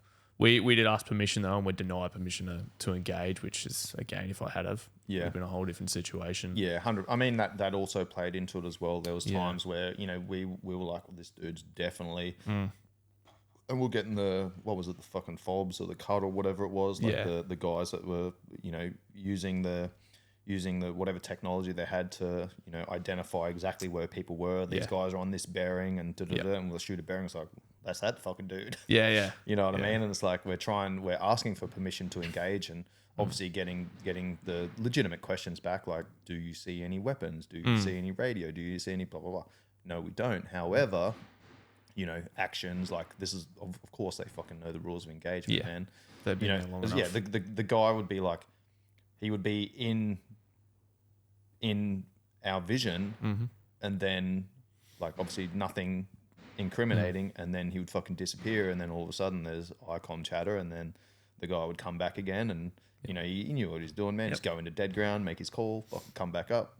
And it's like, we don't see anything, but we fucking know, man. And I would have put my left nut on it that if we had shot that cunt, we would have found him with fucking ICOM or telephone or whatever, some communications equipment that was passing on information to allow his mates to essentially fucking lay an ambush. Yeah, which is the most infuriating thing when you look now at the armchair experts that have never been there, never been on the ground, questioning your judgment, thinking everyone's a war criminal. I don't know all the allegations going on at the moment over there, but this isn't the My Lai massacre of Vietnam. people aren't walking through slotting, women Yeah. and kids left, right, and center, raping and pillaging. Yeah. These things that are getting called war crimes, that the split decisions made on like gut feelings you get having been on the ground and knowing the information, knowing how things work, all of that is experience based. It's not based on reading a report, 10 years later in an armchair having done a university degree. Like that's not, you know what I mean? The For sure, experience man. is so much different. Yeah, I've been staying with one of my like good civvy mates I've known for like 22, 23 years before I joined the army. Man, I've been staying with him on the sunny coast, and we were talking about that. Obviously, Yeah. I was going to say Anzac Day, but Yeah. don't want to date us. But yes, Anzac Day. Yeah. I was talking to him about Anzac Day, man, and we were saying like, people don't realize like when you're on the ground, like you might see there was multiple times where we would puck someone, person's under custody, right? We'd take them in, we'd go through the due process, and again, they knew the rules of engagement. They knew that if they had nothing on them, then they'd be out in 3 days' time. And then you'd see that guy again, and he's taking pot shots at you, and then he'd just run around the corner, case his weapon, and now he's a farmer again. And it's like, how many times do you let that happen before you see that guy next time and you just go, well, I saw you fucking firing at me. Now you don't have a weapon. I know what's going to happen if we take you in. You're just going to get let back out again. And, there's potential that you kill one of my mates or myself. Yep. So I'm just going to fucking end this here. Yeah. You very much. Is that a war crime? When you know that person is fucking playing the game by different rules. We have one set of rules to play the game. They have a different set of rules to play the game. Or no rules. Or no rules at all. They fucking make them up. I mean, there was, for the audience, man, like I wasn't super close to this when it actually happened. I was, again, like my team was on a satellite patrol, but there was a point where the boys were like, I think they'd found an IED or something like that. So they cordoned it off, called in the EOD guys, and they were on their way out. And one of the Taliban guys like came out in a dish dash, bro, like dressed as a woman, had a fucking AK-47 under his robe, and like got within 30 meters of the patrol, bro, and then just fucking ended up just spraying and running off. Yep. Like they what are you going to do, man? Yeah. What are you going to do? If you see the same fucking guy over and over and over again, playing the same game with a different set of rules, you're like, I can play that game too. Yeah. Guerrilla warfare is an asymmetric warfare. It's a different beast. I've had this conversation with many people over the last, however long, even looking over at the Israel-Gaza situation at the moment. A lot of people very, very anti-Israel. Oh, they're shooting up civilians in hospitals and whatnot. I'm like, oh, hold on. Do you know how terrorist organizations work? Do you understand that they can play the ideology game as well? I'm not saying that Israel is right or wrong. I'm not taking a stance. I'm just simply pointing out that if you're a terrorist and you go into a hospital and you know that there's soldiers of a different nature on the other side of the street, and you grab a bunch of civilians in that hospital and hold them in the room with you and then shoot at those soldiers, it's a win-win for you. Because if you shoot at those soldiers and they recognize it's a hospital and don't shoot back, then you can kill them indiscriminately with impunity. No one's retaliating. If they do fire back and they can't account for every single round, they can't see exactly where you are, and they kill one of these civilians, well, then you get to drag that dead civilian body out in front of the media and the world and go, well, they're out here killing innocent civilians. It's not really what happened, is it? Yeah. It's a win-win situation for that. But what do you do on the other side as a soldier? You get shot at, well, you just go, oh, well, can't retaliate. No, you've just tried to take my life. I'm very within my rights to try and take yours as well. That's how this works. Yeah. But they're playing a very, very different game, and especially in a society like we have today, it's a long way from where we've been in the past. It's a lot softer. There's a lot of people that are worried a lot more about feelings than facts and a whole bunch of other things in the world. It's hard to then justify what's happening on the ground until you experience it. Yeah, man. I don't really pay too much attention to those armchair experts that haven't been on the ground, man. Like, it's a complex environment, bro. Yeah. It's a very complex environment. It's complex terrain. There's so many situations where, you know, you've got to make split second decisions, man. Yep. And, you know, there's always going to be ramifications for what you do. Like, if I don't act, then this. If I do act, then this. Yeah. You know, so yeah, I don't really pay too much attention to people that haven't been on the ground. And I mean, I don't really, I can't have too much of an opinion on those areas of conflict either, because, you know, very different warfare to what I fought as well. Yeah, we're not there. So, yeah, exactly, man. So I'm very careful not to, you know, throw shade at either side. Exactly. But again, you know, as you said, you know, people are very quick to take sides, man. I'm like, there's always 3 fucking stories. Yep. There's this side story, there's that side story, and then there's the absolute fucking truth and the facts that neither side is going to know. Yeah. Right. Like this, everyone looks at all situations through their own lens, through their own perspective. And there's obviously context that's, you know, involved in that. But ultimately, you know, war is us and them. Yeah. It's us versus them. Yeah. And it's always going to fucking be that way. You know, you look at what happened in Afghan, bro. Like, how many of those, you know, those tribes were at war with each other until coalition forces went in there, and then they went, okay, let's band together. Yep. You know, what happened when we left? They're fucking fighting each other again. Yep. It's always going to happen, man. There's always an us and them. So I think as an outsider, having that context, having that perspective, and understanding that, right, it's one side versus the other. Yeah. But there's always that shade of grey in between. Absolutely. that we're never going to really understand or know unless you're on the ground yourself. And even then, like, again, it's you still have one perspective, us versus them. Yeah. Yeah, man. And hindsight's always 20/20. Yeah. You always make a million different decisions and play it out better, but you don't have that fucking benefit when you're on the ground. You got a split second, like you said. We're running with this and we'll deal with what happens after. Mm-hmm. It's fine. So what was it like, going back a little bit to that contact, having to work on Seamus, like a mate of yours? What's that feeling like, you know, someone that you're close with? Like, we're all very close, especially with the guy that we're specifically served with. Mm-hmm. You know, that bond, seeing one of your mates hurt that bad in a potentially life-threatening manner, and then having to objectively push it aside and provide first aid on him. What was that like? Yeah, that's what I was going to say, man. It's like, I don't recall thinking too much. Like, initially there was some shock. I was like, you know, we spoke about it. It's like, yeah, we're probably going to get in firefights. This is probably, you know, there's a likelihood of this happening. But until it's actually fucking happening, man, you got no idea how you're going to react. You know, so after the initial shock of like, are we getting shot at right now? Is this what's happening? It's like, all right, well, you know, then your training just kicks in, man. Yeah. You know, that's the whole point of the training, is like, you want your muscle memory to kick in. You want those skills and drills to take over. And, you know, when you are in that massively fucking heightened state of fight or flight, you know, you want to rely on the skills that you've drilled over and over and over again. I'm so grateful that, you know, there was times where we're going through the training and it's like, why the fuck are we doing this again? Yeah. Why are we doing this again? Like, we just got it right. Like, why? It's like, no, get it right fucking 100 times.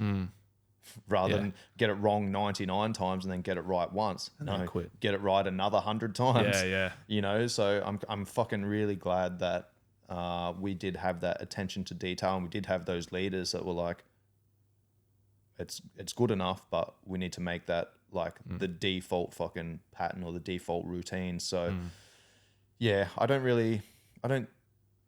recall thinking too much at the time, again, after the initial shock. And then it was just like, all right, we just got to fucking do what we need to do, man. Right. Yeah. This is who we've got here. This is what we've got. This is the weapon systems. This is what we're up against.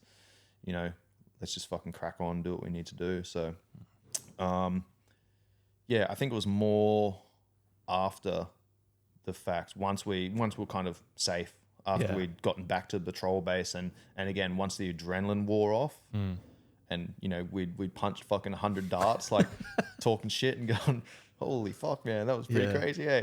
Yeah. Like, would we do anything different? How would we change that if we went back and did that again? I think it was after that. And then again, when the boss came in and was like, deal with it however you need to, fellas, you know, back in at 6 o'clock for orders, we're going out tomorrow. Then it was kind of like, all right, you know, we need to compartmentalize, man. Yeah. You know, we need to push that aside and go, we're Yeah. still here to do a fucking job, man. And as much as that sucks, and we don't know what's going to happen there, and it's like a fucking emotional time, you know, you just kind of got to push that aside and go, I'll deal with that later. Yeah. Which is, well, look, it's a handy skill to have at the time. It makes life difficult at when the you, time, when you yes. get out. Yeah, for sure, man, for sure. Yeah, I think that's the biggest thing is when you get out and you've got the walls up, you haven't been trained to pull them down again. Like, what do I do now? Everything that comes up emotionally, you're like, well, I'll deal with it later. You just shove it down and try and object. It's good for having objective looks at things, for sure. Yeah. I think we're, you know, some of the best people in the world to go into situations and be able to not look at it subjectively. Just go, this is the objective facts. What do we do? Okay, we do X, Y, and Z.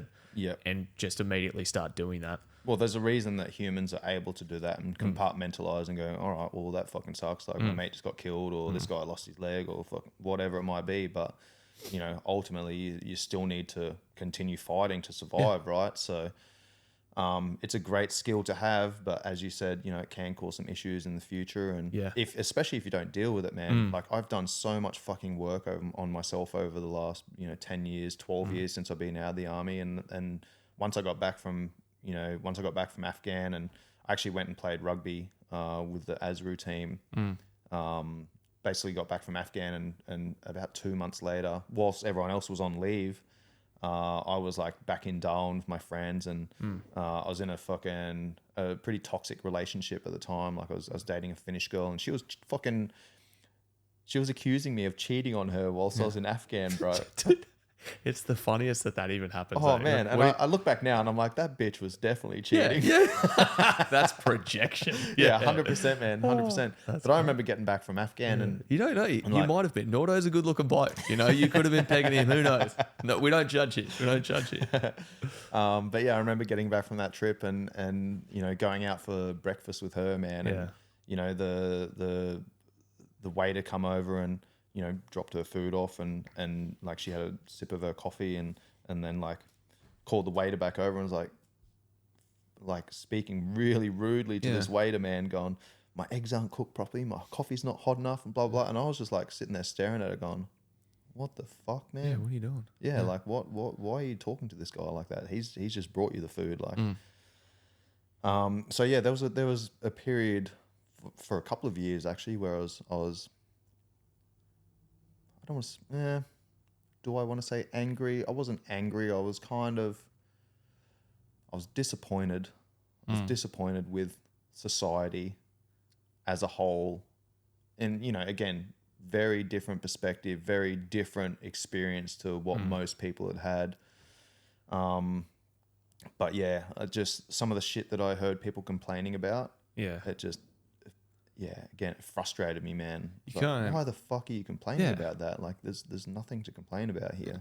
If you only could implant your perspective without having to make people go through the same experiences to have gotten it, I think the world would be probably a far better place. That's a great point, man. You know, I think soldiers, they do have a very unique perspective, and you know, I don't wish that. Most people, one side of me is like, I kind of wish, you know, there was conscription in Australia where people had to go into the military for a year and kind of experience that, because it does give you a completely different perspective, man. I think it gives you a different appreciation of you know, everything that goes into living a life of fulfillment. Yeah, you know, so one side of me is like wants that to happen, but then the other side of me is like, yeah, I kind of don't really want to see that. But, you know, it's one of those things, man. It took me a couple of years to kind of like cool the jets a little bit and just not judge people for their perspectives and their complaints and their whinges and whines and things like that. Yeah. You know, it took me a little bit of time to kind of get over that and be like, it is what it is. Like, if they're going to complain about that, then they can complain about that. And I listened to a podcast recently with Ben Bergeron, actually, Chasing Excellence, really good podcast. Yeah. He works with a lot of high-level CrossFit athletes, and whilst I am a qualified CrossFit coach, and I do like some of the CrossFit ideologies, there's a lot of it that I don't like as well. But he's really fucking very similar perspective to myself, takes a very holistic approach. And he was talking about the mindset continuum, and something he mentioned, which kind of it allowed me to reframe, you know, where I was with my own mindset and where other people live with their mindset. Because when I was never really a victim, but he was talking about like the victim mentality of well, I'm in this position and it's everyone else's fault and this sucks and fucking woe is me. And then there's the pessimist of like, oh, well, you know, I'm in this position and this sucks and there's nothing I can do about it and da-da-da. And then there's the optimist. And the optimist is always like the glass half full and da-da-da. But, you know, positive thinking can only get you so far. And then there was the realist mindset. And then there was the competitor's mindset. And I've felt myself go from, like, I've always kind of been, I have been a pessimist at times. Probably have been a victim at times with different circumstances, but, you know, I've felt myself go through these progressions through those different mindsets. And the competitive mindset's like the Jocko mindset of like, good, this happened to me. Now I get the opportunity to grow and develop and become a fucking better version of myself. Yeah. You know what I mean? So it's interesting to, whilst I was listening to that podcast, I was like, yeah, I know people in this mindset and they're fucking stuck there. That's their default. That's not a good place to be, man. Like every time I see this person, they're complaining about the same fucking things. Yeah. I'm like, I don't want to hear it anymore. Like, stop telling me about the shit that's a fucking problem for you. Get off your ass and go and do something about it. Yeah. You know, so I've gone through those different mindsets and did a lot of work on myself when I got back from Afghan. Obviously, I like I said, I met the girl in Darwin, followed her down to Tasmania. She was a yoga chick, a little bit of a hippie, talking about chakras and shit like that. Third eyes and whatnot. Yeah, bro. She was talking to me about meditation. I was like, fuck that, man. That's gay. Yeah. And then... But I tried it, you know. I tried it. I was like, there's got to be, like, I did a little bit of research into it. Obviously, I'm coaching people, and I'm like, well, there's the mindset, and there's, you know, there's got to be some benefit here.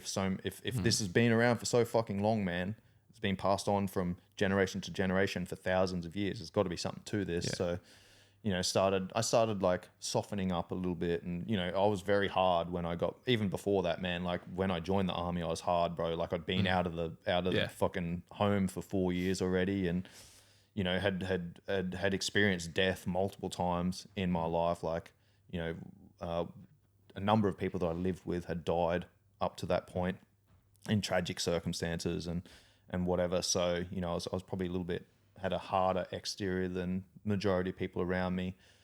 So yeah, meeting that girl and spending time with her, living with her for 5 years and traveling the world kind of softened me up a little bit. Yeah. And I remember, you know, she was talking to me about medication. I was like, fuck that, man.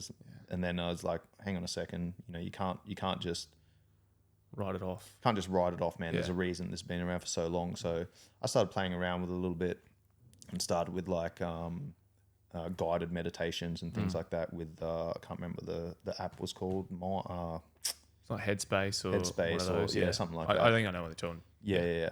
So I started with that and then progressively like just got to, you know, whatever, counting my breaths or whatever. But 2020, like right before the pandemic, Tristan Rose had been running Blind Tiger Yoga, and for the audience, you know, he was one of the soldiers that came overseas with us and had some pretty traumatic experiences and was dealing with PTSD. Had been diagnosed with PTSD and went down the pharmaceutical route and found that, you know, it wasn't really working for him. So, you know, he went down the yoga route and again, for the audience, you know, there's just as there's different types of fitness. There's bodybuilding, there's powerlifting, there's fucking blah, blah, blah, blah. It's the same thing with yoga, man. But back then, I didn't know that, you know. So Rosie started doing yin soul yoga, which is like where you hang out in these stretches and you might hold them for like 3, 4, 5 minutes and you're focusing just on the breath, you know. And he ended up getting a partial grant from the Australian government to teach yoga to, I think it was like 10 or about a dozen, 15 veterans or so, for us to then take it back to our networks and start sharing that stuff, sharing those tools with our networks. And I remember when we first started that course, Rosie's like, does anyone have a breathwork practice? And I was like, I do. Yeah. And he goes, all right, cool. Tell me the story. How did this start? And I was like, well, 2 weeks into our trip to Afghanistan, our sniper team was ambushed and told that story. And then obviously, you know, where boss is like, we're going out on patrol tomorrow. How do you think my head was that night, bro? I'm fucking laying in bed going, running these what ifs over and over and over again, man. I was fucking exhausted the next day. And this kind of repeated for the next couple of weeks, man. And obviously, you know, when you're not sleeping well, it affects everything, man. And I was like, I need to do something about this because, you know, I'm the eyes and ears of my fucking sniper team, man. If I make a mistake, if I miss something and the bloke behind me gets hit, loses his leg, loses his life, like that's on my fucking conscience for the rest of my life, man. I need to take control of this. And I just started counting sheep, right? And I was like, 1 sheep, 2 sheep. I'm like, this is fucking stupid. So then I was like, what else can I do? And I literally just went, breath. Yeah. Right. And then I started playing these games with myself. Like I'd take 1 breath and then my brain's like, back over here. Oh, we're going this area. I'm like fucking remembering like this building number, like playing everything out in my head, man. And then I'm like, oh, fuck. I'd catch myself and then come back to the breath. 1, 2. And then my mind would wander again. And, you know, I was like, nobody taught me this shit. I had no idea what the fuck I was doing, man. But I was like, I just can't let my mind wander. So as soon as it started wandering, not as soon as, like sometimes I'd be off like for a couple of minutes and I'm, oh, fuck, breath. Come back to what I can focus on.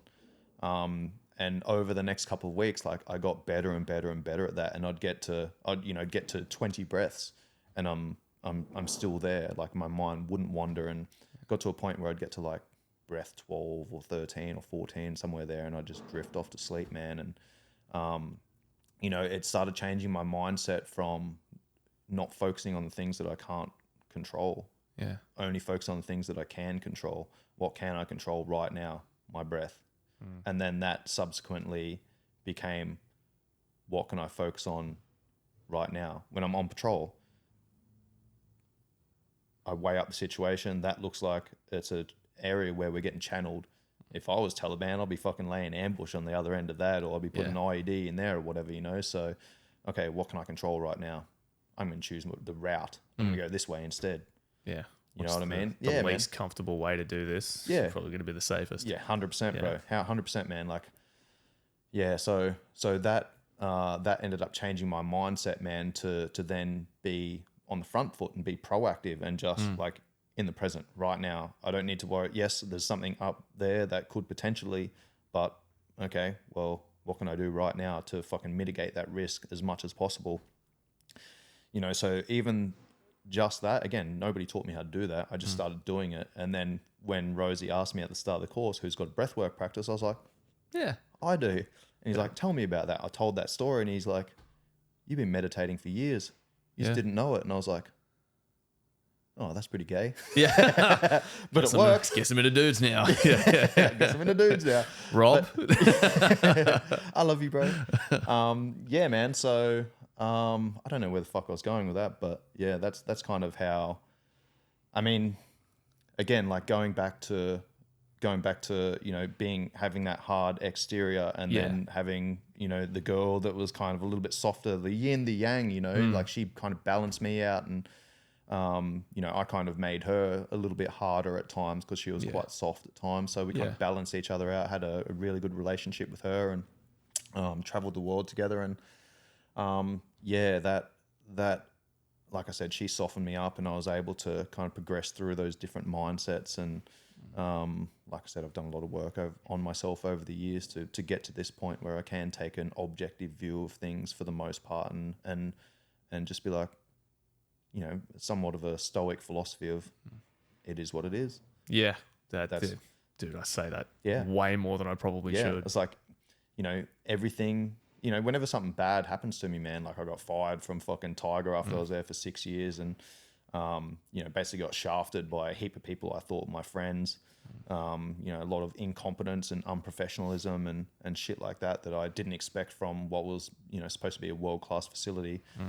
And just got shafted, man. I just remember like when I got fired on 9 days notice after 6 years of fucking dedicated service and sacrifice, I was just like, everything is exactly as it should be. So yeah, I don't know where the fuck I was going with that, bro. Dude, I lost it as Just well. talking shit. But that's good, man. Like it's impressive to see that you've changed. Like I'm not really surprised though, given how dedicated and very focused when you want to be on something, that if it shifted to something like mindfulness and working on that side of things, that you'd start to excel at that and take it to its fullest limit before becoming Wim Hof and jumping in the Nordic seas and freezing your ass off. That's, dude, what a journey, honestly. Yeah. What was it before we kind of move heaps forward? I'm assuming that was the events that you got your commendation for. Yeah, so that was one of the circumstances, and then so actually that high ground that we ended up on after Seamus got shot, that we sat on top of the IED, we ended up in the same location because we'll fucking like the ground. We didn't have that many options on the ground, to be honest. In terms of sniping, the ground wasn't super friendly for us, so we just kind of had to deal with whatever we had. But we ended up in the same location a couple of months later. I think it was 4th of January. 1st of January was New Year's Day. We ended up like in the similar area and got shot at again that day. A couple of days later, 4th of January, we're up in 2011. We're in the same location again. It was myself, Tamps, Rob. We had I don't know if we had I don't think Doug had even come in, so it was even I don't remember. There was 4 of us. We went out on patrol and we were supposed to go to a different area. And then Rob ended up rolling his ankle pretty bad, man, like in the first fucking 10 minutes of the patrol or something. So we ended up like feels. Yeah, bro. So we ended he rolled his ankle and like ended up on the ground, like got up and tried to walk and was like fucking nothing. So we ended up having to take him back to base, and then we ended up going out with 3 men. So we had to change where we're going, what we're doing. We're supposed to be in the green zone with the rest of the boys, like, having out on the inner cordon facing out. And then we ended up having to change our plan. We ended up on the high ground again, where we were, where we sat on top of that IED after Seamus got shot. And Lovey was an engineer, so he had his gear with him, and we're like, last time we were here, there's an IED there, and he's like, yep, there's an IED there. Yeah. We'll go in this one over here. Yeah. It's like, yep, sweet. And yeah, same thing. The boys were on patrol and we saw a couple of guys that were kind of, keeping eyes on and talking amongst themselves, and we were looking for any incriminating evidence so we could slot them, and couldn't find anything, obviously. Again, they know the fucking rules. So then they would disappear, and then they'd come back out in a different location and start pointing at shit and organising stuff, and we're like, these motherfuckers. And then they disappeared, and then all of a sudden it just fucking started lighting up around us again, and Tamps ended up getting hit in the shoulder. Like they started firing at us, we started firing back at them. Tamps ended up getting hit in the shoulder, so again, dragged him down, fucking put tourniquet on the radio. Lovey, the engineer, had a machine gun. He was carrying the Mag 58. Legend. So we're like, fucking get that thing going, bro. Yeah. I'm like treating Tamps. Tamps is on the radio calling himself in. Yeah. And Lovey's just fucking punching rounds down range, and the rest of the boys like kind of rolled through and fucking booted them off, and then we put Tamps on a helicopter, and he was out as well. So 2 guys in my 4-man team got shot, and I was lucky enough to be Johnny on the spot and patch them both up. So Tamps ended up writing me up for, I think it was medal for gallantry, and the boss signed off as a commendation for gallantry. And then I got that when I got word of that when we got back from Afghan. Like I said, I went and played rugby for a couple of months and made whilst everyone else was on leave, I went and fucking trained my ass off, and I was getting on the piss with my mates and stuff in Darwin, but I was really focused on making the ASRU team. I wanted to, there was a World Cup, Defence Force World Cup coming up later on the year in New Zealand. I really wanted to make that team, so I was busting my ass to get there. Ended up making the team, went away for 2 months, and basically was getting paid by the army to be professional athlete. You know, Yeah. training twice a day, doing recovery sessions. Fucking probably played like maybe a dozen, maybe 15 games or something over those 2 months, culminating in the World Cup in New Zealand, where I got knocked out cold playing against the British Army, bro. My mates are like, Dog shots. man, my mates were like, I'm pretty sure you fucking died that day. Yeah. Like I was playing fullback and I came across, there was like a Fijian guy who played like, he was international, bro. He played for Fiji. And he'd made a break down the sideline and I came across in cover, and as he stepped inside, like I grabbed hold of him and swung around, and then the winger was chasing him. And like I just fucking swung around this guy and just went boof, like headbutted my mate's thigh and just went face down and just went. The boys reckon I just took a deep breath and just went, and then just didn't move, man. And they're like, "Holy fuck, he's dead." I woke up. I came to like minutes later. Yeah. I kind of woke up. There was like 10 people around me. I was like, "What's going on?" Tried to get up and run back out on the field. Did I score? Yeah. Fucking idiot.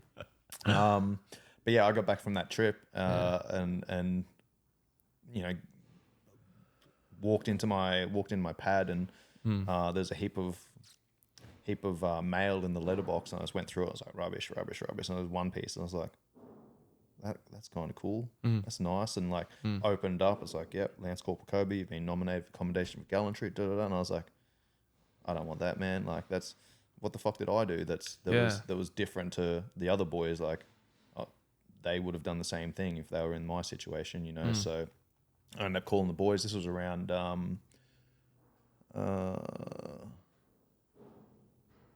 when was this? End of 2011. So I called the boys and let them know, and I was like, I don't want to accept this, man. Like, it doesn't feel right. And they're like, well, just accept it on behalf of the team. And I was like, okay, that makes sense. Yeah. You know, obviously spoke to Seamus about it as well, and he's like, man, like, you fucking did what you need to do. And he goes, ultimately, yeah, it was a team effort that, you know, why I'm still alive right now. So, you know, you should accept it on behalf of the team, you know, to show that we did our job, man. So I wrote in, I accepted that. Actually, the date was like, you need to reply before this date. And I was like, oh, that date's already passed. I don't even worry about that. But yeah, I don't remember where I was going with that. I was going to ask what it was like to get nominated for that and what the feeling were surrounded it. So you kind of covered that already. Yeah, I felt like an imposter, bro. Yeah. To be honest, like, I was like, I'm not worthy of this. I just fucking did my job, man. Like, I'm the CFA. Like, someone's fucking hit, go and do your job. You know, so I didn't feel like I did anything special, man. And I feel like if I'm going to be awarded for doing my job on that day, like, why are these guys not being awarded as well? You know, what's special about me? So yeah, I felt like a little bit of an imposter there. Once I kind of did accept that, and get all the input from my mates whose fucking opinions mattered to me. You know, once they were like, yeah, man, just accept it for the team, and not only your team, but for the larger sniper team, because, you know, our sniper team, we had 12-man sniper cell, man, like, and we were split up into 3-4-man teams that went to the different valleys. And, you know, that sniper team was a highly functioning, you know, specialist team operating at a high level, man. And, you know, looking back, you know, I got the Commendation for Gallantry. Tamps was awarded the Commendation. So welcome back from the piss break. feeling better. Not sure if we got cut off there. Had a bit of a technical issue, but either way, it's all good. These things happen. It is what it is. We're fresh and ready. It is what it is. So we'll leave that behind. We move into sort of working in Thailand now and the strength and conditioning side of things, training some high level people. What was it that sort of got you? Was it just the army that got you into, you know, strength and conditioning and fitness in general, or was that a passion you sort of had beforehand? No, I had that before, man. When I was growing up, I lived in small towns. Like I said, Tara was one of those places that I was there for 6 years, and I was actually house captain at school. I was always I was always pretty decent at sports. So there was one kid that would beat me at everything, man. He was like age champion, and and I was like, I'm gonna fucking beat this guy. So I started training when I was 11, 12 years old, 10, 11, 12 years old, and then ended up becoming age champion, and then going to being age champion at my school, and then going away for regional carnivals, and then doing quite well there, and then I end up going to state championships for sprinting, 100, 200, long jump, and then basically the same thing for rugby and soccer and cricket and stuff. So training just kind of became one of those things where I was like, if I want to get better and I want to be, age champion, I want to be one of the best players on the team, then I kind of need to train. So it started there, man. And then fast forward to leaving home, starting to play rugby, and then obviously making the Northern Territory team, playing in those schoolboys competitions. One of my best mates was always in the gym. So I kind of just tagged along with him, and, training just became one of those things that became part of my life. And then obviously in the army, that's part of your workday. You rock up, you do your physical training, and then you start your workday. So getting out of the army, it became a natural progression, man. Even whilst I was in the army, I'd have guys like Gus Klarner, for example. It was like, I was always in the gym. He's like, hey man, can I come and train with you? Yeah, sweet, bro, no worries. Like, so I always had training partners, always had people, in snipers.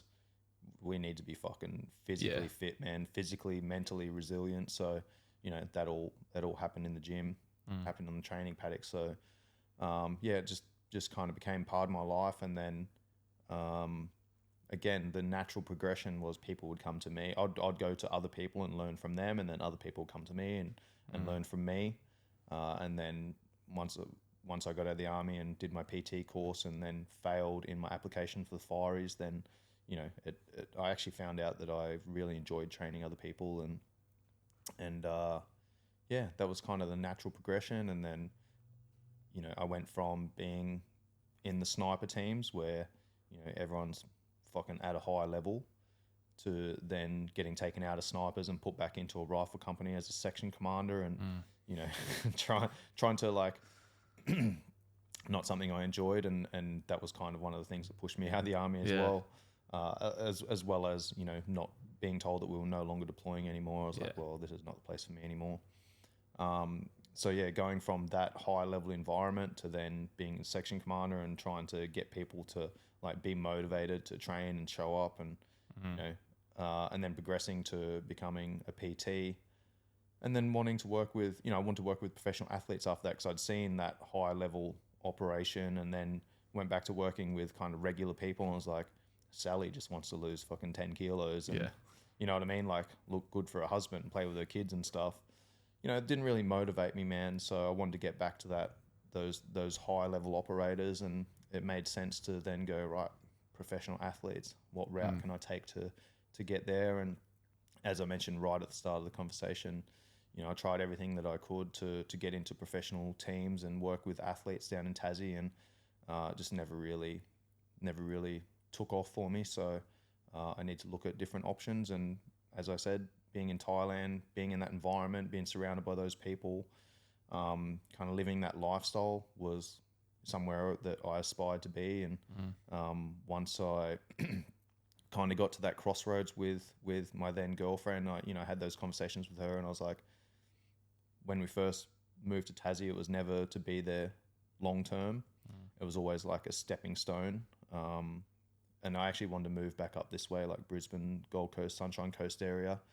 And then it became quite apparent after, a number of years being in Tasmania that, she was planting her roots there and was building a business and that sort of stuff. And I was like, well, this is not really where I need to be if I want to take this to the next level. And then, going over to Thailand and putting myself in that environment, being surrounded by professional athletes was the next logical step. So, I walked away from that relationship and went to Thailand and started basically work for free on an internship. And there was a lot of things that went into getting to that point. I'd been to Thailand multiple times. I think it was my fifth time that I'd gone to Thailand, put myself in that environment before I'd actually moved there. So yeah, it was just the logical progression. I went to Thailand, took an internship, worked for free, and then after a month, you know, coming from, again, getting out of the army, having my own business, to then working for someone else, you know, I had that, you know, that discipline and that reliability and punctuality that put me in good stead, where, you know, the big boss noticed and went, this dude's fucking good. You know, so he ended up offering me a job after a month, and then a few months later I ended up becoming the head strength and conditioning coach at Tiger, where I remained for 6 years, 5 years as the head strength and conditioning coach, and then another year where I basically resigned after 5 years due to, like I mentioned earlier, unprofessionalism and incompetence, and just, I resigned from there, and then they asked me to come back, and I said only in a different role. So I went back in a different role and started building what I was calling then the Performance Institute. And again, that was to, you know, get these fighters that something. I mean, this is coming from Australia and seeing professional athletes here and the team environments, and kind of being in that environment myself, where, like I said, when we got back from Afghan, where I was basically living and training as a professional athlete for a couple of months leading up to that Defence Force World Cup. Something I noticed in Thailand was, you know, professional athletes were not very professional, you know. Man, like you think in Australia, right, or most professional sports team, like, you need to be selected to become a professional. You know, you need to meet these standards, and you need to have your ducks in a row, and you know, be the right type of person to go into that professional environment. And what I noticed in Thailand was, you know, people didn't need to be selected. They just kind of went, I want to be a fighter. And then, like, have no fucking knowledge of training, nutrition, weight cutting process, you know, being an athlete all year round as a soldier, man. You know, our slogan in recon was, there is no off season.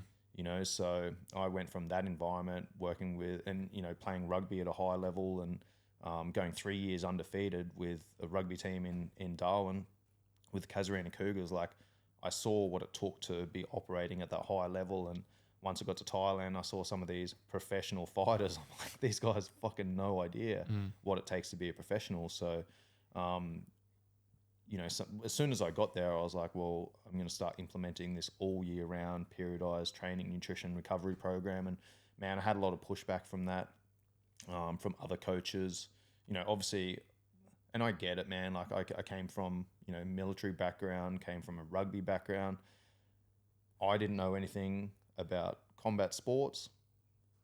So when I was like, you know, we should be doing this, keep these guys in shape all year round, so that, you know, when they sign a contract, they're 6 weeks out from a fight, they're 8 weeks out from a fight or whatever, like, they're actually in a good fucking position to get the most out of their fight camp. And what I was seeing was fighters would sign a contract and they would just smash themselves and diet down for, you know, 6 to 8 weeks, and then once they'd finish their fight, you wouldn't see them for 2 months.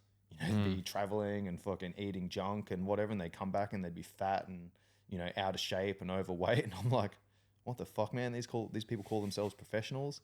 So I tried to bring that, like, professionalism, that all year round professionalism into the game, and got a lot of pushback from, you know, a lot of the specialist coaches and things like that. And they're like, they don't want this. Like, they want PTs and they want da da da da. And I was like, yeah, I get it, but there's a fucking far better way of doing this.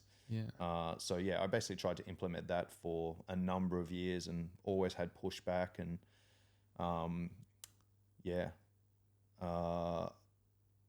then some shit happened. I won't go too deep into that. Some shit happened.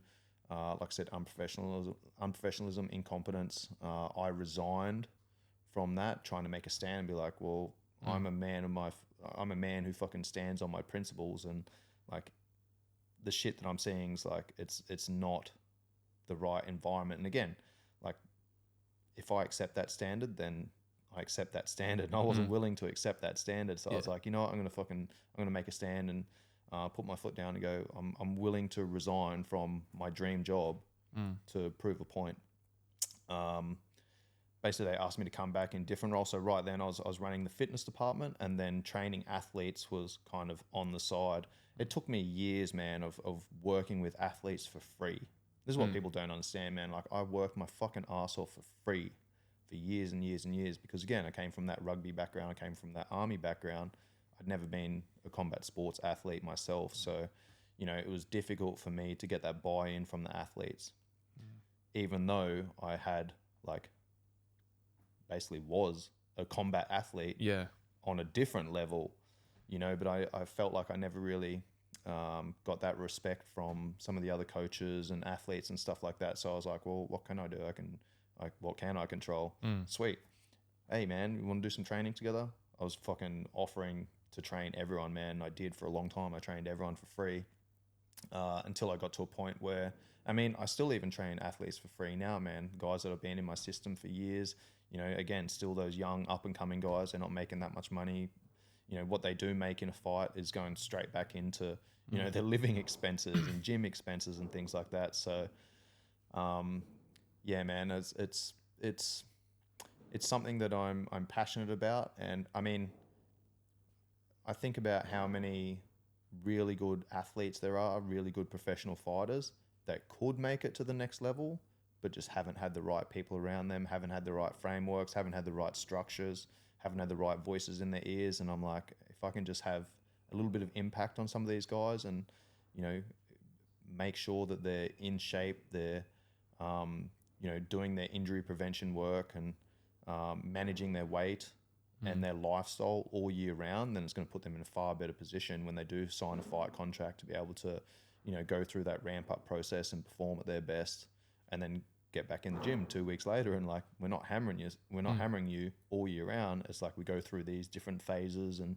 different periods of training. And ultimately that's what strength and conditioning is, right? So working with a lot of regular people prior to working with professional athletes gave me a lot of exposure to, you know, different mindsets and the psychology of training and change and all that type of stuff. Nutrition, obviously, very important when it comes to body composition changes and all that sort of stuff. So I've just taken all of the stuff that I was learning, working with regular people, and then started implementing that with professional athletes and, you know, got some really good results with that. So that's pretty much where I'm at now, man, where the majority of the work that I'm doing is with professional athletes.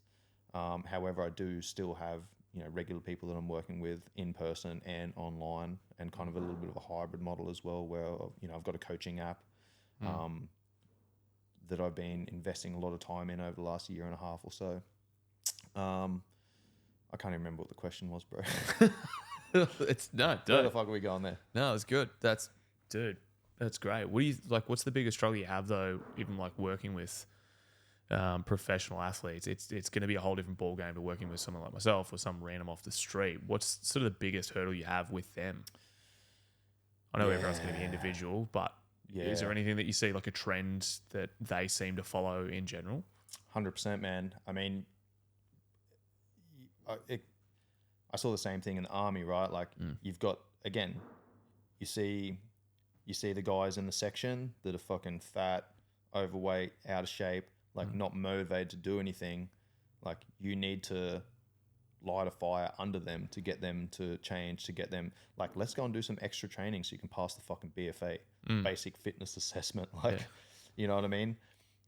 That's one end of the spectrum. And then on the other end of the spectrum's the snipers and like the fucking special forces guys that like everything becomes a test of will and resilience, you know? So that's basically what I see with professional athletes, man, that want to make it to the top. They are, again, when they're out of camp, they're kind of not really training. It's that all or nothing mindset. And then it's like training time. It's like fucking hammer, smash. Yeah. Like everything's fucking go, go, go.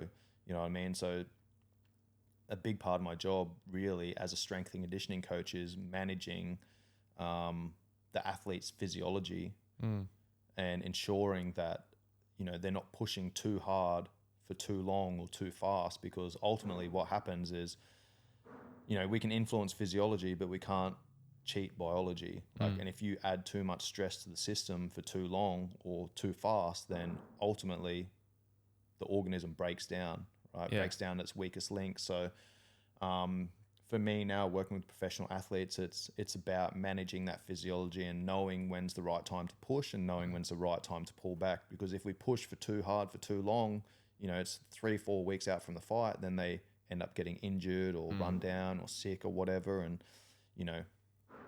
if we understand how, if we understand that biology and we're tracking the things that give us data and information on where they're at with their physiology, if we're adding too much stress to the system, it's like, all right, let's pull you back a little bit, maybe like 3-4 days, maybe a week of a deload or a reload week where, we can extend that runway a little bit longer, where we're not fucking going so hard so long that you end up falling off the cliff. Like we need to be, I'm like, when do you need to be at your best? Fight night, Fight night, when the fucking cage door closes behind you and the lights are shining and the crowd's chanting your name, man. Like that's when we need to be at your best. So there's no point peaking before that.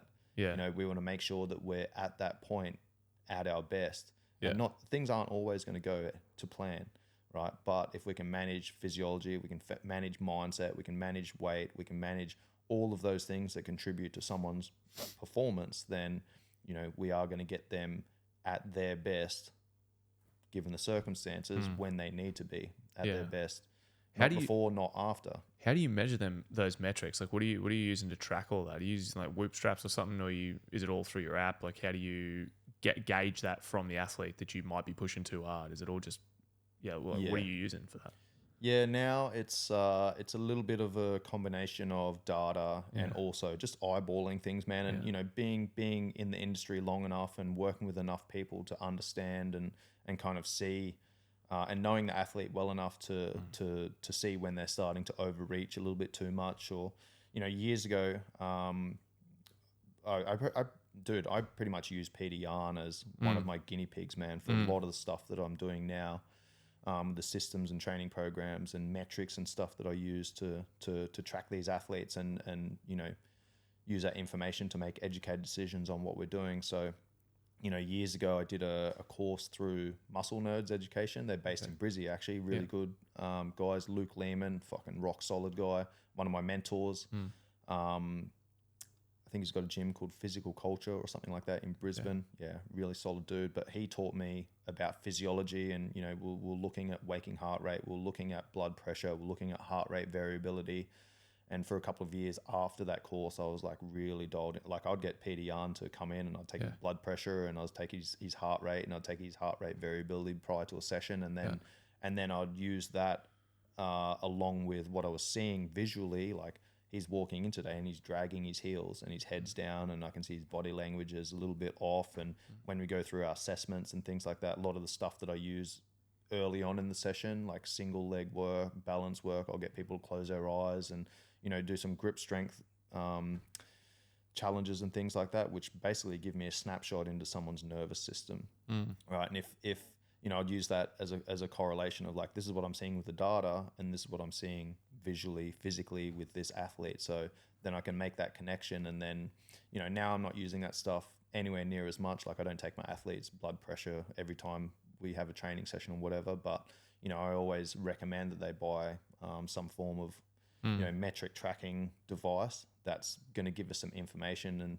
And, some people go, well, what's the point of that? Those things are only 70% accurate, man. But like fucking 70% accurate is better than no fucking idea at all. So, again, especially if you're only looking at trends rather than specific numbers. Yeah, exactly. And it's all about those trends, man, and getting to know your athletes and then again, using what you're seeing with the data and how your athletes presenting and how they're conducting themselves. That's using that stuff gives me a snapshot into where they're at and again, like understanding where they are in their training program, like, how many hours of training they're doing this week, how many calories they're eating this week, where they are in their training cycle, then determines, maybe this guy's a little bit fucking tired today. He's a little bit, his balance is a little bit off or whatever.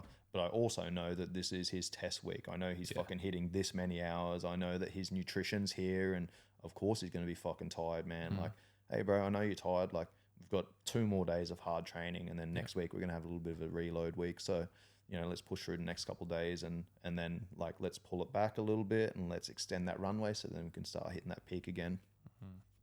Dude, That is so in depth. Like all of that must be incredible, especially to watch someone like Petr or any of the other athletes all the way through. You must have an immense sense of accomplishment when they succeed. And you're like, yeah, man, I had a hand in this.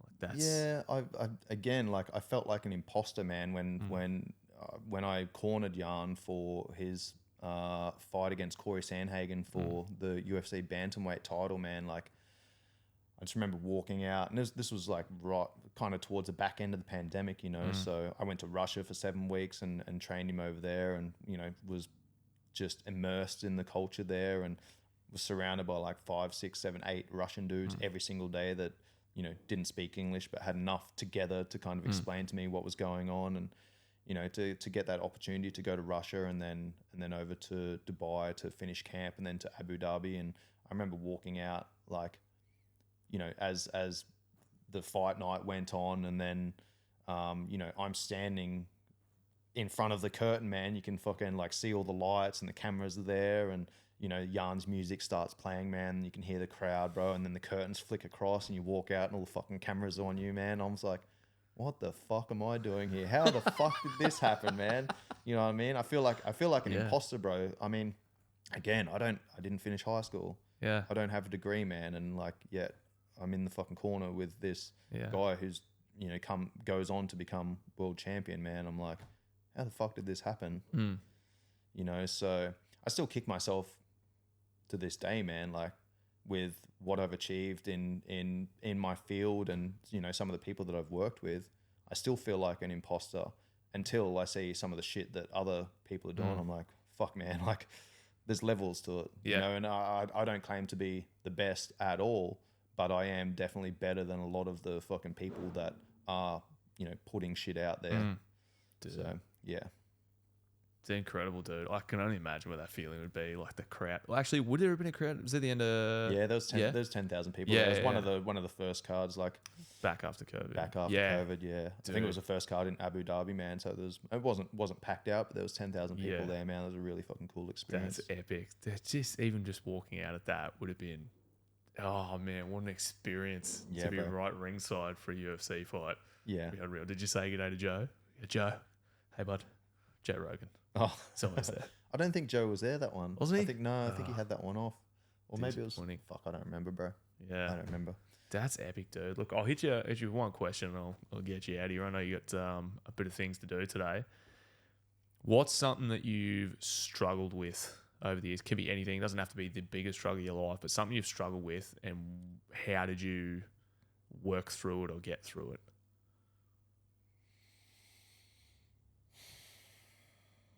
Be anything from any facet of your life, whether it was military, before military, after, mental health, anything. Yeah, I think probably the biggest struggle is, or has been, and still is to this day, man, is just opening myself up to making new friends. Ooh, okay. Yeah, putting myself out there and making new friends, man. Like, you know, I've known you for 10 years plus. My mate that I stayed with the first couple of days that I was on the sunny coast, you know, I've known him for 23 years. Yeah. I was with Foxy last night. I've known him for 16 years. I was with, you know, it's Cozzy this morning. I've known him for 18 years. Yeah. You know, like my circle's really tight, but really fucking deep, man. You know, I've been in Thailand for 7 years, and I can say, you know, I've got friends over there. I've got people that I enjoy spending time with, but I just don't know them on the same level. And that's, I don't know if that's me just not putting myself out there, or maybe it's not, maybe it's because we haven't gone through, you know, those fucking deep, dark, difficult things together that, you know, build those bonds. So I think that's probably been the biggest struggle for me is putting myself in those positions and being vulnerable to making friends. I mean, I say that, but you know, I did mention earlier that I did get fucked on and stabbed in the back by some people. Yeah, man, so it happens. I mean, that's it. And that's it, man. Like there have been times where you know, I've got my own podcast, Live, Train, Perform, and record 167 episodes over COVID, and something, you know, as you know, in the army, you go through an after action review fix, improve, sustain. And every now and again, I'd do an episode on my podcast, and I'm like, I went away for the weekend, turned my phone off for, 36 hours, and, just reflected on what I've been doing with my life, and, go through the fix, improve, sustain, and something that is a fix or has been improved the entire time, like that I've been in Thailand, has been like work on your social relationships. Yeah, dude, I feel it. It's hard to do.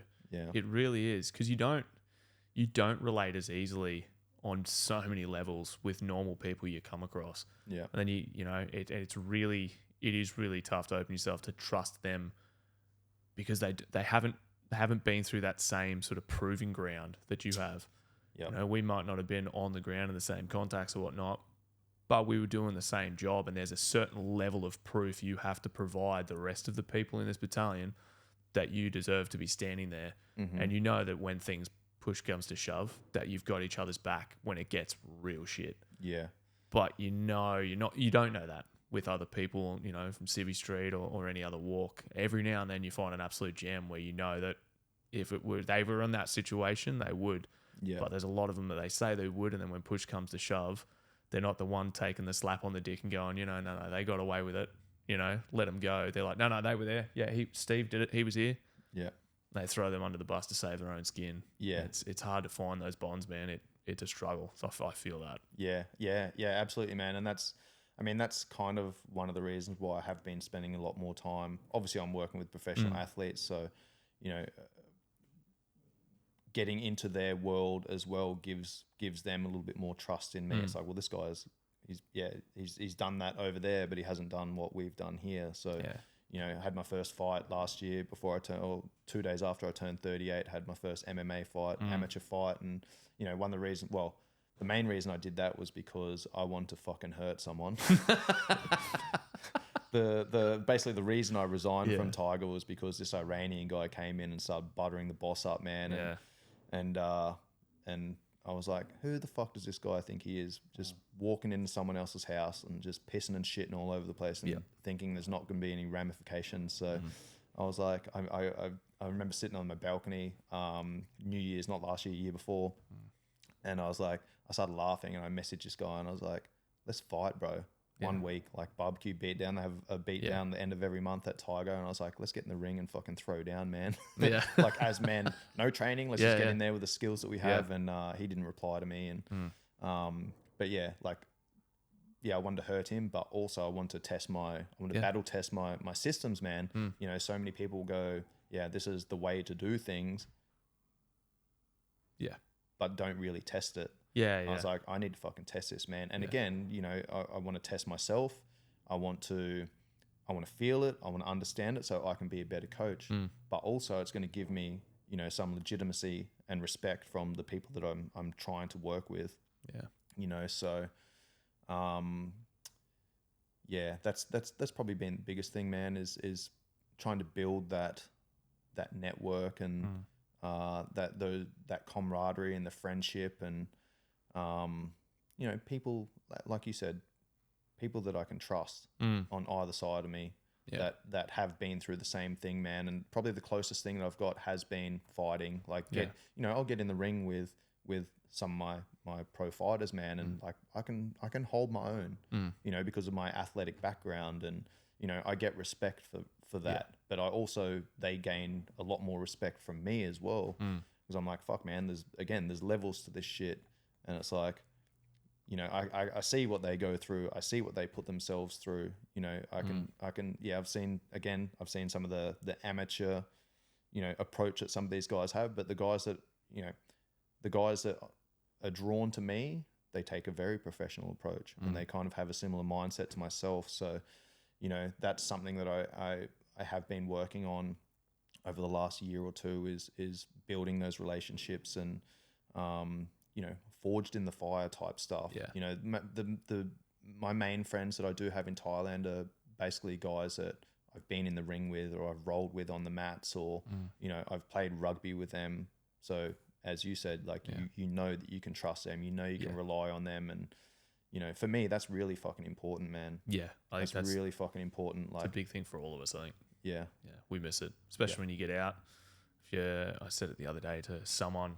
like it's different if you're, I think if you lived in Brizzy your whole life, you join and you get posted to Brizzy, most of the people in that battalion are probably from Brizzy. So when you get out, you don't really lose that network as much. They're all still around. You can catch up. When you're in somewhere like Darwin, no one's from Darwin. So when you get was out, from Darwin. you were, but you know what I mean? Like, Yeah. 99% of the battalion wouldn't have been. Yep. So we discharged, we were back to where we come from. Like you have no network anymore. They're all over the country. Everyone's busy. Everyone's lives go on. It's hard to find people that you can really trust and gel with. It's a big struggle, man. So 100%, man. Yeah, that's been a ongoing thing since I got out in 2012. You know, like I said, I moved down to Tasmania. I followed a girl down there. I didn't fucking know anyone down there, so my network was gone.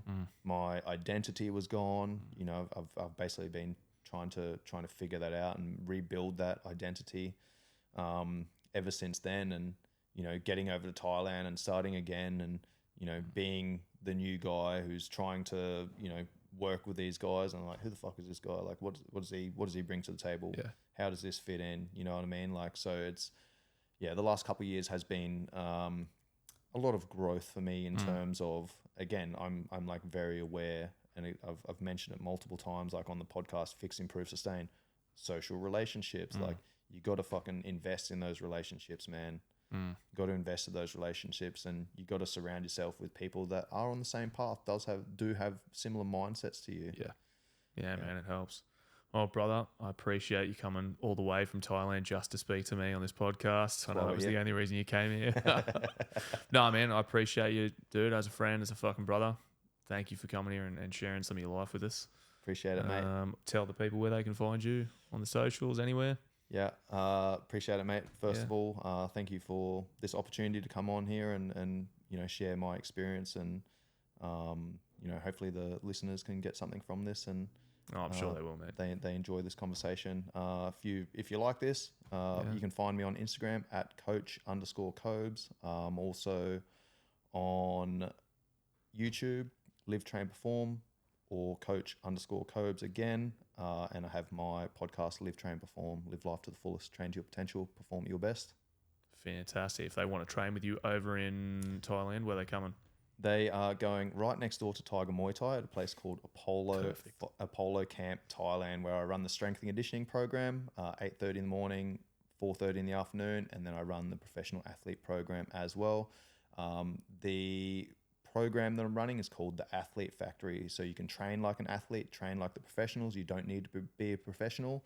You can come in, have a consultation with me, and I'll put together a training schedule for you, link you in with meal prep companies and things like that. Basically put together a training program for you so you can get the most out of your time there. If you want to fight at the end of that trip, you can also do that. Fantastic. All right, brother. Well, let's wrap it up there. Lovely. Cheers, everybody. Catch ya. Peace. Nice one, mate.